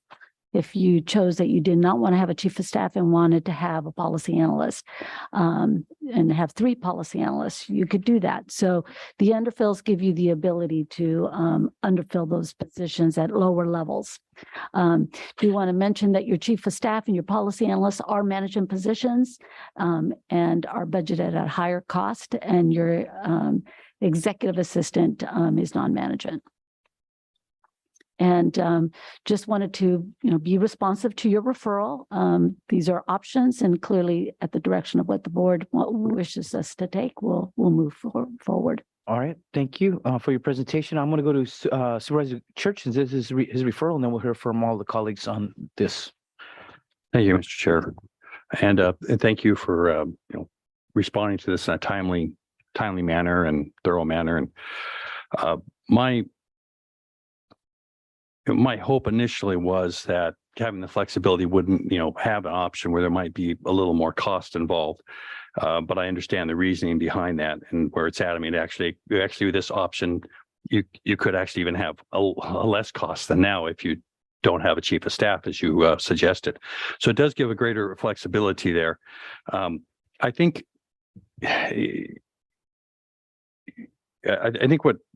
what I became aware of right away, and why I put this out, is that each of our districts are really very different and have different needs. And I know Supervisor Lopez,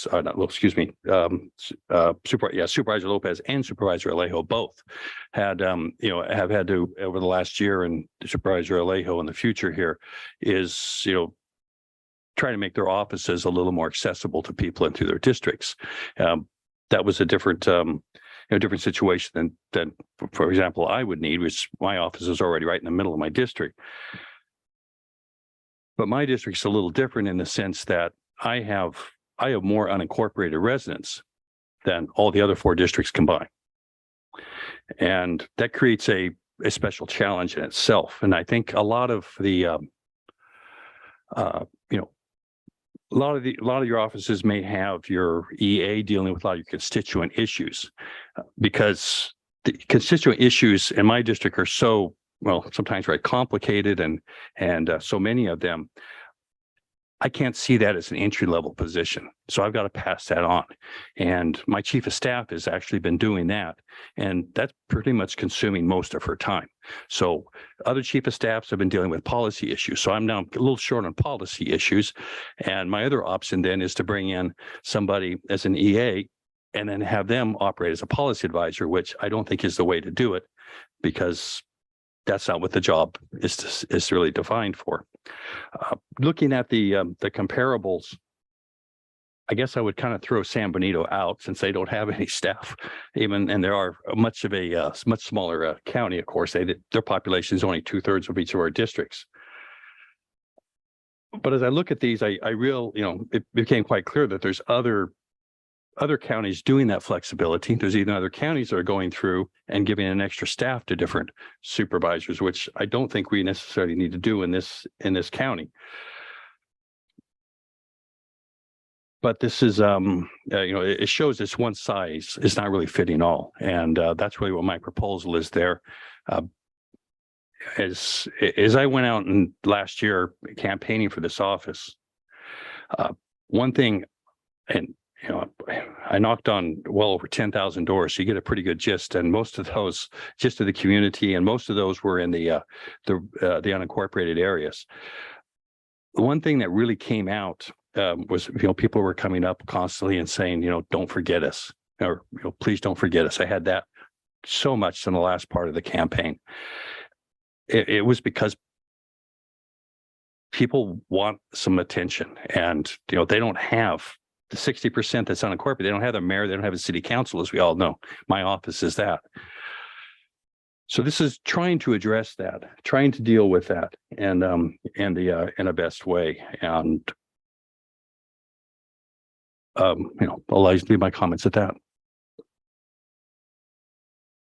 All right. We'll go to around the table here. If I could have my comments on this, I would say, this from my perspective, I think that Irma Riley pointed out that several years ago, I did the referral to update and modernize our staffing positions and update their job descriptions. They hadn't been done in a long time. And the principal analyst, now the chief of staff, the board aide, seems like that person was dozing off, but now we call them a legislative analyst, policy analyst. And then the previous one was a receptionist, now a better, more modern, more professional title of executive assistant. But the duties in those positions were not just made up out of thin air. They were made over years of really assessing what are the roles in supervisorial offices and refining those job descriptions and those duties. And whether we want to say one district has more different needs than the other, there's still somebody that needs to be a frontline person doing scheduling and being the front person on answering phones. And I mean, that's one of the most important positions in our offices, because they're the first contact in many times when people are trying to contact our offices. And we could say that could be done by somebody else, a title, but nonetheless, somebody, even if we said they're no longer an executive assistant, I'm going to name mine a policy analyst. There's somebody still going to do those duties. And unfortunately, my office, we've cross-trained where all of us, because if the executive assistant's out, everybody else is stepping in. And so I think my office feels comfortable that each person has a mix of responsibilities. And the executive assistant is dealing with constituent cases and writing letters and doing all those duties, so that the job is challenging and they're learning as much as possible, but also so when somebody's missing, other persons could step in and fulfill those duties.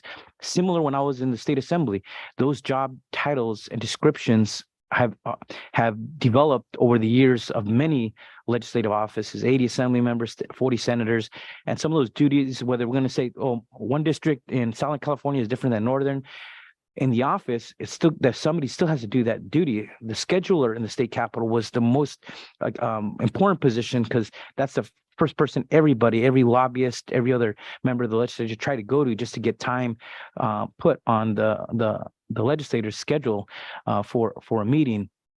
So for me, I said, these positions are informed by experience over time, and I could also make the argument, hey, my district is the largest. We have the most residents out of any supervisory district. I have 5,000 more than any other supervisory. I have over 91,000 residents. The next district has 86,000 less than 86,000 residents. Supervisor Lopez could say, I have the largest geographic area. I have the most small rural communities dispersed all throughout Monterey County. It's the size of the state of Rhode Island. He can make that argument too. But whether we change the position, somebody's going to end up doing those duties, because we know those are the duties that are required. They happen every day. They're critical responsibilities that somebody has to be the lead on in our offices. So, and so it basically comes down to, you know, if we allow this, it's giving our offices a bump in budgets of approximately $20,000. I'm comfortable with the way we are now. I think these are each important responsibilities within our office. What I was concerned from the beginning was whether this referral was going to undercut the pay of employees, because I didn't know until Supervisor Church explained it. Originally, when I first saw the referral, I thought, is this going to be trying to stretch the budget, so they could be 4 staff instead of 3, and then for all those staff are underpaid. And the reason I was concerned about that was because then you create inequities between offices, that you have all these other positions and all the other 4 offices almost at a very competitive, comparable level, same opportunities to go up to different steps. And then there would be another office where their staff is significantly underpaid. And then that wouldn't be equitable. That wouldn't be fair to those staff. And similar here, if we make some changes here, other offices are going to say, well, if there's 2 policy analysts in that office, why don't we do 2 policy analysts? I would easily say if they're going to allow that, I would, bump my executive assistant to be a legislative analyst too. Who wouldn't want to do that, But so I'm just saying this has it's not just what happens in one office. There's ramifications because other staff that are doing the same work are seeing that. And they're also going to want to make sure that and constituents will say, well, why does that district get 2 legislative analysts and your office doesn't get it? Those are all the things that come up and this kind of when these type of discussions. So I would just say I'm comfortable where we're at that now, but if we're going to go there and this is going to bump our office, just recognize that's what we're doing here. But I would certainly say I would want to have that then as well for our office, and perhaps other offices are going to want similar. So we're going to just create a greater office cost here rather than keeping the status quo that we have today. I'll go to my other colleagues over here. Thank you. Thanks very much for the time that you have put into this. And Supervisor Church, thank you for bringing it forward. I want to be sure that I understand all of the extra options that we have.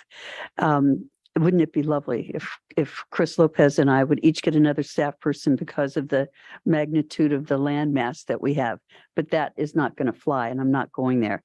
But what I do want to know is that if we keep it either the cost as it is status quo, or whether we add the additional $20,109.54 per office, or however much that ends up being. I think for the full year, I think it would be $48,000. Essentially, that would be added to each of our office budgets. We, in fact, even now have the opportunity, if we should so choose, to organize our staffing as we want. Example, if I chose to have a 75% chief of staff, and then 2 policy analysts and a 50% office assistant, executive assistant, I could do that. Is that not correct? Yes, you can. We have the rules apply to you, the underfills. So you remain within your budget. So if you want to have an FTE instead of being a 0.1, which is a full-time FTE, and you want to have a half-time FTE, you still have the dollars to choose how you're going to spend. So again, the budget office is going to be looking to you to make sure you stay within your budget. Exactly. And you've got those dollars to use, whether it be for temporary help, et cetera. But the benefits is the driving cost on this. So the shared, if you have 2 half times that receive benefits, that is at a higher cost. But Right. yes, If I to your chose question, to- you have the ability to staff and underfill positions. So please, everyone who's listening to this, know that this is not what I'm proposing, but should I so choose, I could have 4 half-time staff and plunk the other part of the money that I'm not spending on staff into constituent travel or into business meeting travels. I could, go to a lot of meetings if I chose to. That would be, part of work. I mean, I'm not trying to, indicate anything inappropriate, but we're not limited to the categories nor the numbers of people that we have within our line item budget. Is that correct? That is correct in some regard. Do you want to speak to it? You were going to speak to that? You would not be able to bring on anybody higher than a chief analyst. So you could have 2 half-time chief analysts or chief of staff. You could have 2 of those, but you could not have 4 of those. No, but unless they were all working half-time. But because it all comes down to the money, I think is what I'm saying. Right. However, with the chief of staff, that's your highest level position, and you cannot underfill a lower level position with a higher level one. So your policy analyst is less. So I'm just saying we would have to be looking at how you want to staff to make sure that it fits. You can't have a chief of staff underfilling a policy analyst. You can have an executive assistant underfill a policy analyst or the chief of staff. But Why couldn't I have a policy analyst? Isn't it just about the money? It's not the title, correct? it's also about the allocated Allocation. positions that you have within your budget. So you're saying that even though I have, there are three people, and I think what Supervisor Church was looking for was 4 people.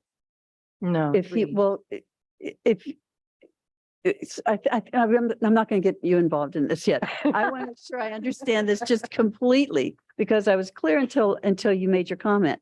And that is that I thought that from conversations that we have had, that as long as I'm staying 100% within the budget confines of the District 5 office, I can do however, I can structure my office staff as I choose. Here's that's what I was saying, somewhat. Here's the difference. If you bring in temporary staff, you don't need an allocation. So it's if you're bringing a permanent position with benefits, and that's where Kim is trying to explain to you, is you could underfill from the highest level, and you have those dollars. So you underfill a chief of staff with the policy analyst or executive assistant. You can't go vice versa and underfill a policy analyst with the chief of staff, because the policy analyst is at a lower rate of pay. So correct. But so you could add positions, right? And you could determine which ones are going to be your positions with the benefits, because that's at a higher cost. But if you want to bring in temporary staff, that is not an allocation. That's just dollars within your budget.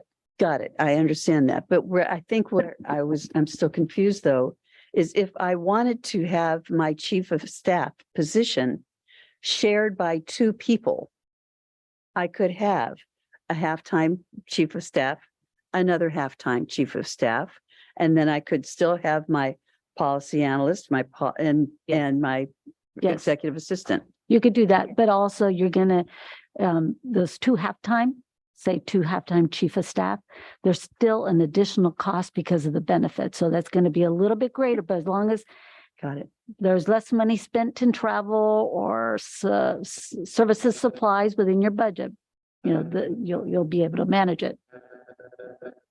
Does that make sense? Yes. Thank Okay. you. Okay, Supervisor Askew.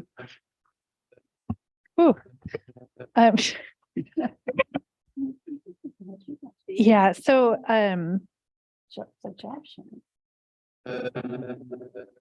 so I had my thoughts of trying to make sure I'm clear. So I think it's clear to me that there are significant differences between our departments, or between our districts, and between what the type of constituent issues that we have.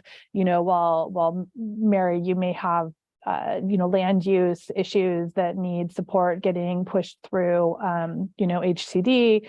I get people calling who are, holding their eviction notice, and that requires a very different kind of case management and support that my team is looking to fill. To the degree that, Supervisor Alejo's team is there, everyone's working together, and we are a small but mighty group of 4 in our office. And I think everyone is all hands on deck all the time. And so the degree that we all have different titles or different job descriptions, everyone is doing the work and is cross-trained pretty significantly, maybe more so even than what our job descriptions would want to have happen. And so I also recognize that, some of the travel costs, Chris is chair of RCR, are going to be chair of RCRC. Supervisor Alejo just got assigned to a significant state commission on broadband issues. I'm on a NACO health policy committee. So there are these sort of nuances in terms of who we are, what our passions are, how we serve our community, how we design our teams. I do think it's important that we have consistency of some sort between the offices. And I also recognize that as the community has greater demands for the county and has greater expectations for the county, that we need to continue evolving with what that looks like. So I'm not opposed to the option 2 for flexible staffing. I think that right now, to me, the key difference is that right now we get where the positions are specific. You can have one chief of staff FTE equivalent, one board aide FTE or policy analyst equivalent, and one admin FTE equivalent. You have to work within those FTE equivalents. And what I hear the referral effectively saying is that here's still have those 3 positions, but you can work with those 3 positions. You could have, 2 chief of staffs at 0.75 FTE and underfill the others. Right now, that wouldn't be an option, right? Based on how we have the 3 FTEs assigned. I don't think my office necessarily needs a second policy analyst, but I would love to have some stipend intern positions. I know Supervisor Lopez is working on bringing in interns. And I think it's important that we compensate people for that opportunity to learn and grow. It is a significant, it's not an insignificant annual cost at $250,000 if we were to fully fill it moving forward. I wish that there was some way that we could create the flexibility without having that significant of a cost be added to the picture. So I would, I guess, ask the question if we've had budget look at this and look at sort of the historical expenditures within the supervisorial departments. We have our allocated budget that we get for supervisorial departments, but when someone retires and there's a large payout for someone's unused accruals, but it kind of falls into the pot and we all share it. When we have some office that needs all new computers, I know a couple of years ago, Parker's office needed all new computers and it was not within the budget for that particular district, but there was a way to sort of make that happen. So I'd be interested in trying to understand better, is there a way that we can achieve the flexibility that I hear Supervisor Church asking for, while also acknowledging that there may be, what are the options in terms of managing that from a cost perspective? If there is an answer to that question, maybe there isn't. I don't know how to answer that for you. The only way would be. Maybe, Irma, if you could also explain, how did you come up with, why did you predict it would cost 20,000 more?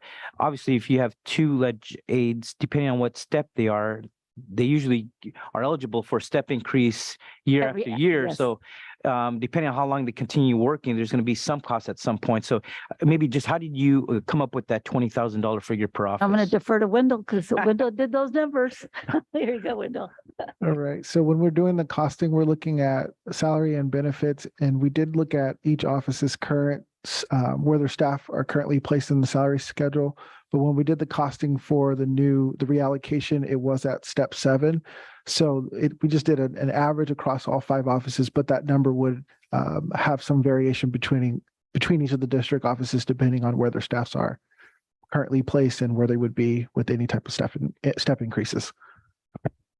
And then I do want to make a note that, and Supervisor Alejo, you're right on point, that, the classification titles and what the duties are of each incumbent is so critical. And HR is always saying to, department heads and managers and supervisors, ensure that you work your people according to their class spec. As soon as you start working people outside of their class spec, potentially even higher level duties, they want to receive the working out of class pay. It is, for higher level positions can do lower level jobs. So a chief of staff could answer the phones, but you wouldn't want to have a chief of staff answering your phones. That's why you have your executive assistant. But when you have lower level classes performing higher level duties, it becomes very problematic. And then it's unfair to the incumbent. So I always say it's important to work your people in the class that you designate. And at times things do happen with jobs evolves and it's not intentional. But in this discussion of how you are foreseeing trying to staff your office, keeping in mind, someone will be that point person having to be that receptionist, taking the calls and determining who in the office will be responsible for responding. And then the role of the policy analyst and et cetera for the chief of staff. Just wanted to make note of that. All right. Anyone else? Let me go to the public and we'll come back. Any members of the public would like to comment on the response for this referral? Anybody in the audience? I don't see any. Anybody online? I don't see any. Okay, we'll come back, bring it back to the board. So just given the comments, I'm not hearing like a clear consensus about how to best move forward. And I just want to acknowledge that since we don't have Supervisor Lopez here with us today, I don't know that we're going to be able to give clear direction moving forward. But I think that some of the information that would be helpful for me would be understanding if there are sort of what other counties are doing in a little more detail, what kind of flexibility they have, whether they're just taking here's your dollar amount for each district and you figure out what you do with it. What some of the comparable positions. I know we compare ourselves to other counties, but we also have a lot of district staff from our state reps and our federal district reps. It'd be good to know sort of how that fits into this picture as we're moving forward. And then the other question that I would just ask would be in terms of the other expenses that come out of the district offices. So having a bigger picture, a better overview of what the budget issues are within the supervisor's budget category, I think would help me better figure out, like, how do we, for instance, is there an option where we say supervisor staff, we're not going to have them on a step 1 to 7, which creates a significant, potential disparity if you have one district that's brand new and everyone's at step 1 versus another district that everyone's at step 7. That in itself creates a significant difference in the cost of that district budget. So just helping understand what all of those variations are might be a way for us to move forward. I'm interested in providing the flexibility that Supervisor Church is looking for, while also finding a way to manage the budgetary impact. Well, even new supervisors could start their staff at a higher step based on their experience, and you have to fill out that particular form explaining why they chose to put them at step 5 versus step 1, because it's really based on that individual's experience to do the duties of the job. So Supervisor Alejo, good point. And somebody's been talking to you because we do have a form like that goes to all our other department I had to heads. fill it out myself when I had to fill in vacancies, So, I'm going to stand corrected because the kid's looking at me. Oh, well, why are they doing that with electeds? So, because you are electeds, you have the ability to bring somebody in at any step of the range. And so it does happen because you are elected officials. You determine the qualifications of your people and determine that place in the salary range. But our department heads and everybody else, they have to give a justification. Yeah, and I think us on that form, we have to put justification I as would well. just like to add to that, if I might, because I heard a comment earlier about your staff receiving step advances every year. Your staff can receive a step advance at any point in time that you choose. You are not held to the 1 year. So there have been instances in the past where a board member kept his people at step 1 and never gave them an increase. There have been others that have them all at step 7. There are others that actually follow the 1 year that the rest of the county follows.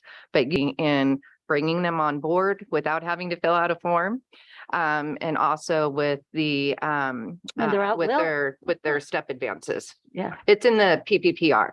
Okay. What's the section? No pay raises would be cold, but And Wendell, to answer your question, Supervisor asked you, I know that, the team went out and surveyed our comparable agencies to see how they do their staffing. And we did very broad speak to, it's really the geographical area. There was one district office, I want to say it was in Santa Clara, because they were the chair and the level of responsibilities. So it really depends. And Wendell, do you want to speak to that? Yes, and in some counties, they also share support staff. So for example, in San Luis Obispo and I believe Santa Cruz as well, they don't have administrative assistant staff in each of the district office. They have a few allocations that support all district offices, and then they utilize the higher level positions to be able to support each of the district offices. I know in Alameda County, they have a total of 6 allocations. So 4 of them are what is a broad class. So it could be like a legislative aid, and there's a broad range. But then they also have two unfunded positions that are in each of their budgets. So this is to hire interns or contractors, however you want to utilize those unfunded positions in order to give each office some flexibility. So that's some of the additional research we found as well. So, Supervisor, I don't know, because Supervisor Lopez is not here. You're not here next week because you're at NACO as well. I don't know if you want to bring this back in 2 weeks to get that additional information you're asking for, and then we could have the full 5 decide, or if you want to make a decision today. I'm not sure. Yeah, I guess, I mean, that would be my suggestion as a way to move forward, that, maybe we just get a little more information, maybe include some of how the state offices organize themselves. And I would be really interested in understanding what an option C might be that is sort of here are your positions, broad banded. You figure out how you need to organize, and you could have, 5 people that we pay at a rate that's comparable to what a state district rep is paid, or however. I think that could be another way that we get at this, because I do think it's important that we acknowledge there really are different needs that exist among throughout the county. And so how do we acknowledge that and be responsive to that while also being fiduciary responsible parties for the county budget? Okay. All right. Supervisor Church. Yeah, just to throw in a possibility out of here too is for example, my office, if we have 2 policy analysts and chief of staff, I still will be under what the current budget would be for my office from where the staff is coming in. So the other idea here is whether or not you just say this is the amount you can spend on staff, and then you have that like we have right now with the number we have now, and you can fill it in as you need your staff to be. I think as you pointed out, there's some, I guess, some supervisors in the past have never raised their salaries. Obviously, you have somebody there for 4 or 5 years; they've got a lot of experience, and somewhere else there might be a level or step 5 or step 7. So there already is built into the system and some flexibility, but also some variation as well. That, and as also as we talk about in these positions, as we see these positions, they have their basic core, but each one of these positions that we have here always have this line in there that says, and whatever else is appropriate. So there's a great variety. I think we all are doing some cross training. I mean, if you don't have your EA there, someone's going to answer the phone. Every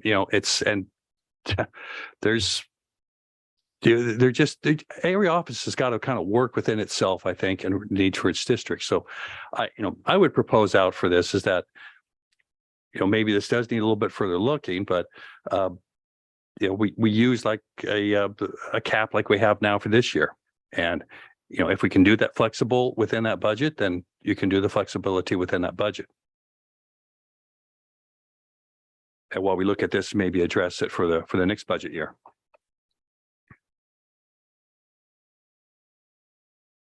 So, I'll make that as a motion is what I will do at this point, is that we use this cap, whether we can do, and okay, say HR needs to probably confer and see if this is workable, but if we have this, we use this as a cap for this year. You can use this flexible position filling within that, and we have to go through a process of working in, maybe we can work in interns or other developments as understand what is being done, maybe at the state level, as Supervisor Alejo referred to, or maybe that was you, Supervisor Askew, I can't remember. But as we look at the different alternatives and coming up with something that might be more permanent. I think the challenge with that, Glenn, is that right now, the way that HR has it set is we have only one of each of the 3 positions allocated to us. So in order to proceed with what you're proposing, it would require us to take action to change the position allocation. That's correct. Which is what I'm not hearing support, unless I'm wrong on that point, which is why I'm saying, like, let's get some more information and let's figure out if there's an option C that would allow us to achieve what you're proposing, so that we can get the support to do so. So that would be my thought. Yeah, so if there were, through the chair, if there is option 3 or whatever, and the cap was on the salary line, the cost, the money, and not on the numbers of people, would that, You Would still that need, work? We didn't have we to still need change to define the allocations. pardon? We still need to find that what are the allocations? So you don't just have just a general budget. In your budget, you have designated allocations. So in this case, whether it would be one chief of staff, FTE, and 2 policy analysts, because that is at a higher, and then you staff accordingly how you choose. So that is what Supervisor Church is I think wanting to I'm the have 2 one that's policy not analysts. understanding. But it's out, you need to have in your budget not the title, but the allocation. So that, I'm so sorry, this is the last question I'm going to ask about this, but the full ride for the position, for each of the positions, right?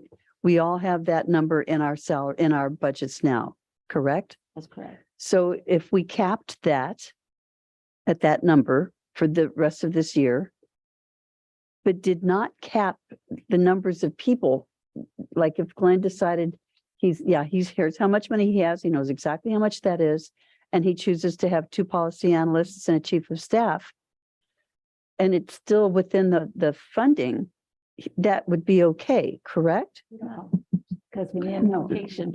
Supervisor, if I could give you an example. I'm so sorry. Okay. I'm so sorry. And So, it doesn't I even have matter. a I'm not budget changing of, anything. I have a So- budget of X million dollars. And I have an allocation of, I think, 23 deputy county councils. I can't hire more than the 23 deputy county councils, no matter how much money I have. So that's what HR is telling you, is that each of your budgets have allocated positions, and you can't hire more than what the positions that you're allocated in the budget process as presently contemplated. So despite your budget, if you have 3 allocated positions, you can't hire 5 people. Unless you have them as less than full-time equivalents. No, you can't hire more than 3 people, okay? 3 human Unless bodies. you're You can hiring hire 3 full-time or whatever half-time, but you can hire temporaries. For And that is, Okay, you don't need so- an allocation for a temporary. I have a suggestion there, if I may, to come back in 2 weeks, because there may be a way to accommodate, I think, what is being proposed here, but I'd like to consult with your staff, Irma, on how we might do that. But I think it would have to be during the budget process, and we could turn the well in here into our MMA pit, and the supervisors can. We also compete with- probably talk to Ezekiel and Wade too. So we'll bring that. So that would be my suggestion. Let me confer with HR. And I staff would and agree see. with the Supervisor Askew coming back and with more information. I think there needs to be a little bit more thought for a lot of reasons. It's not just about what you allocate now, because you could hire staff and be under budget this year, but because they're going to move up in steps in 3, 4, or 5 years, they're going to be over budget. And to the last point, a lot of departments, they're under budget. They would like to hire more staff, but they got to get approval, and they got to get to the limited number of FTEs that we've approved in that particular budget year, unless they get approval by this board. And then secondly, and last point I would just say is that even though you give a policy analyst that title, there needs to be somebody, at least my experience in the 7 years here, there needs to be somebody who's the front person. We get requests all the time from a lot of constituents for meetings. I got one point person to be able to do that. If you try to scramble that among 3 different people, it's going to create problems down the road. Same with the front. Yeah, my chief of staff fills in when my executive assistant Howard or Javier, but at some point, my executive assistant is the front person to be responsible, and we all know it makes the office run smoother. It avoids confusion. It's informed on experience is what I'm trying to say. In my 7 years, those positions are written there because they serve a critical purpose within that particular office. So you're going to have somebody with a different title, but we all know, and everybody and all the other supervisors are going to know that person is doing the duties of somebody who would normally be an executive assistant in that office. And that's what I'm also concerned about as well. So enough said, unless there's anything else. 2 weeks, we can table this for now, bring it back with more information, if that's okay with everybody. Okay, the last Tuesday, right? Because we have February 28th. President's Day weekend. Thank you. So we'll bring it the last Tuesday of February. Thank you very much. Good discussion. All right, we'll come to last issue, board comments. And we could start, I think we started with Supervisor Askew last time. If we could start with Supervisor Church, any board comments?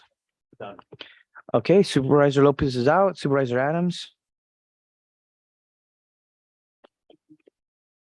Board comments. We had a great AT&T this past weekend. A lot of people in town. Rain even extended it for one more day. So got a little extra TOT going on for that. And that's about it for the moment. I have a few comments. I wanted to congratulate CSUMB President Vanya Quinones on her upcoming investiture as our new leader at California State University, Monterey Bay. We're super excited to work with her and have really appreciated how much she's already been out in community. I wanted to just let my colleagues know that I'll be traveling to Washington, D.C. for the National Association of Counties Conference. I leave on Friday, I leave soon. And so I will be potentially less available on Tuesday for our board meeting. I'll try to call in as I'm available. But I am with the Health Policy Committee for NACO. And so we'll be looking into some of our federal advocacy requests for health policy related issues. I wanted to thank Sonia De La Rosa and our Housing Community Development team for coming out to a tour of the Historic Arts District that's envisioned for East Garrison. We were joined by some East Garrison community members. For anyone who happens to be watching and is interested, not just those living in East Garrison, but those interested in arts districts or historic arts redevelopment of former buildings on Fort Ord. My office has begun creating a stakeholder and interested parties list. If you'd like to be kept apprised of ongoing discussions around the Historic Arts District, please email us at district4, district4 at co.monterey.ca.us, and we'll keep you posted. And then I also wanted to just share, in the spirit of celebrating Black History Month, share that the Black Leaders and Allies Collaborative will be hosting a viewing on February 8th at 6 p.m. at Lighthouse Cinemas, featuring some movies. The first one would be Black America Since MLK and Still I Rise. There's a number of other Black History Month activities happening throughout the county, and I encourage folks to learn more and participate and show your support. Those are my comments. Thank you. Thank you very much. And just to end, I'm also going to the NACO conference this weekend. I'm only going for a couple of days, but as chair and as a member of the legislative committee, it was important to be there representing Monterey County. I also serve on one of the policy committees, which is the telecommunications policy committee, and I'm also the vice chair of the immigration task force. So we have meetings on those coming up. So look forward to reporting back next week. Lastly, I want to just really thank our CAO as well for joining us on a agriculture tour, storm damage tour that also really focused on the impact on farm workers here in the Salinas Valley, and what doesn't get reported a lot outside of the damage and the flooded fields is that there's a lot of families who are hurting right now, who are out of work, and a lot of these fields that were inundated, they need to stay fallow for, depending on the crop, 30 days or 60 days. So that means getting back to work, harvesting starting in March and April is going to be delayed, and there's going to be more people out of work. And so some have come into the local assistance center having to struggling to just pay their rent. So I want to thank Congressmember Zoe Lofgren for coming in person, as did Assemblymember Rivas, State Senator Ana Caballero, and then we did have staff for Congressmember Panetta, Senator John Laird, and Assembly Member Don Addis. So we had a good turnout, a good little tour, and a lot of ag representation there. And we also had Catholic Charities to talk about the needs of workers in Monterey County after these storms. So with that, we're going to end our meeting. San Francisco 49ers didn't make it to the Super Bowl this Sunday. It's the Philadelphia Eagles versus Kansas City Chiefs, and I think I'm going for the Eagles on this one out of these two. Anyways, we'll end the meeting. Thank you very much, everybody. And we got a closed session comments by our county council. Thank you, Chair. There was no reportable action in closed session today. Okay, with that, everybody, thank you very much. And we will adjourn this meeting. Thank you.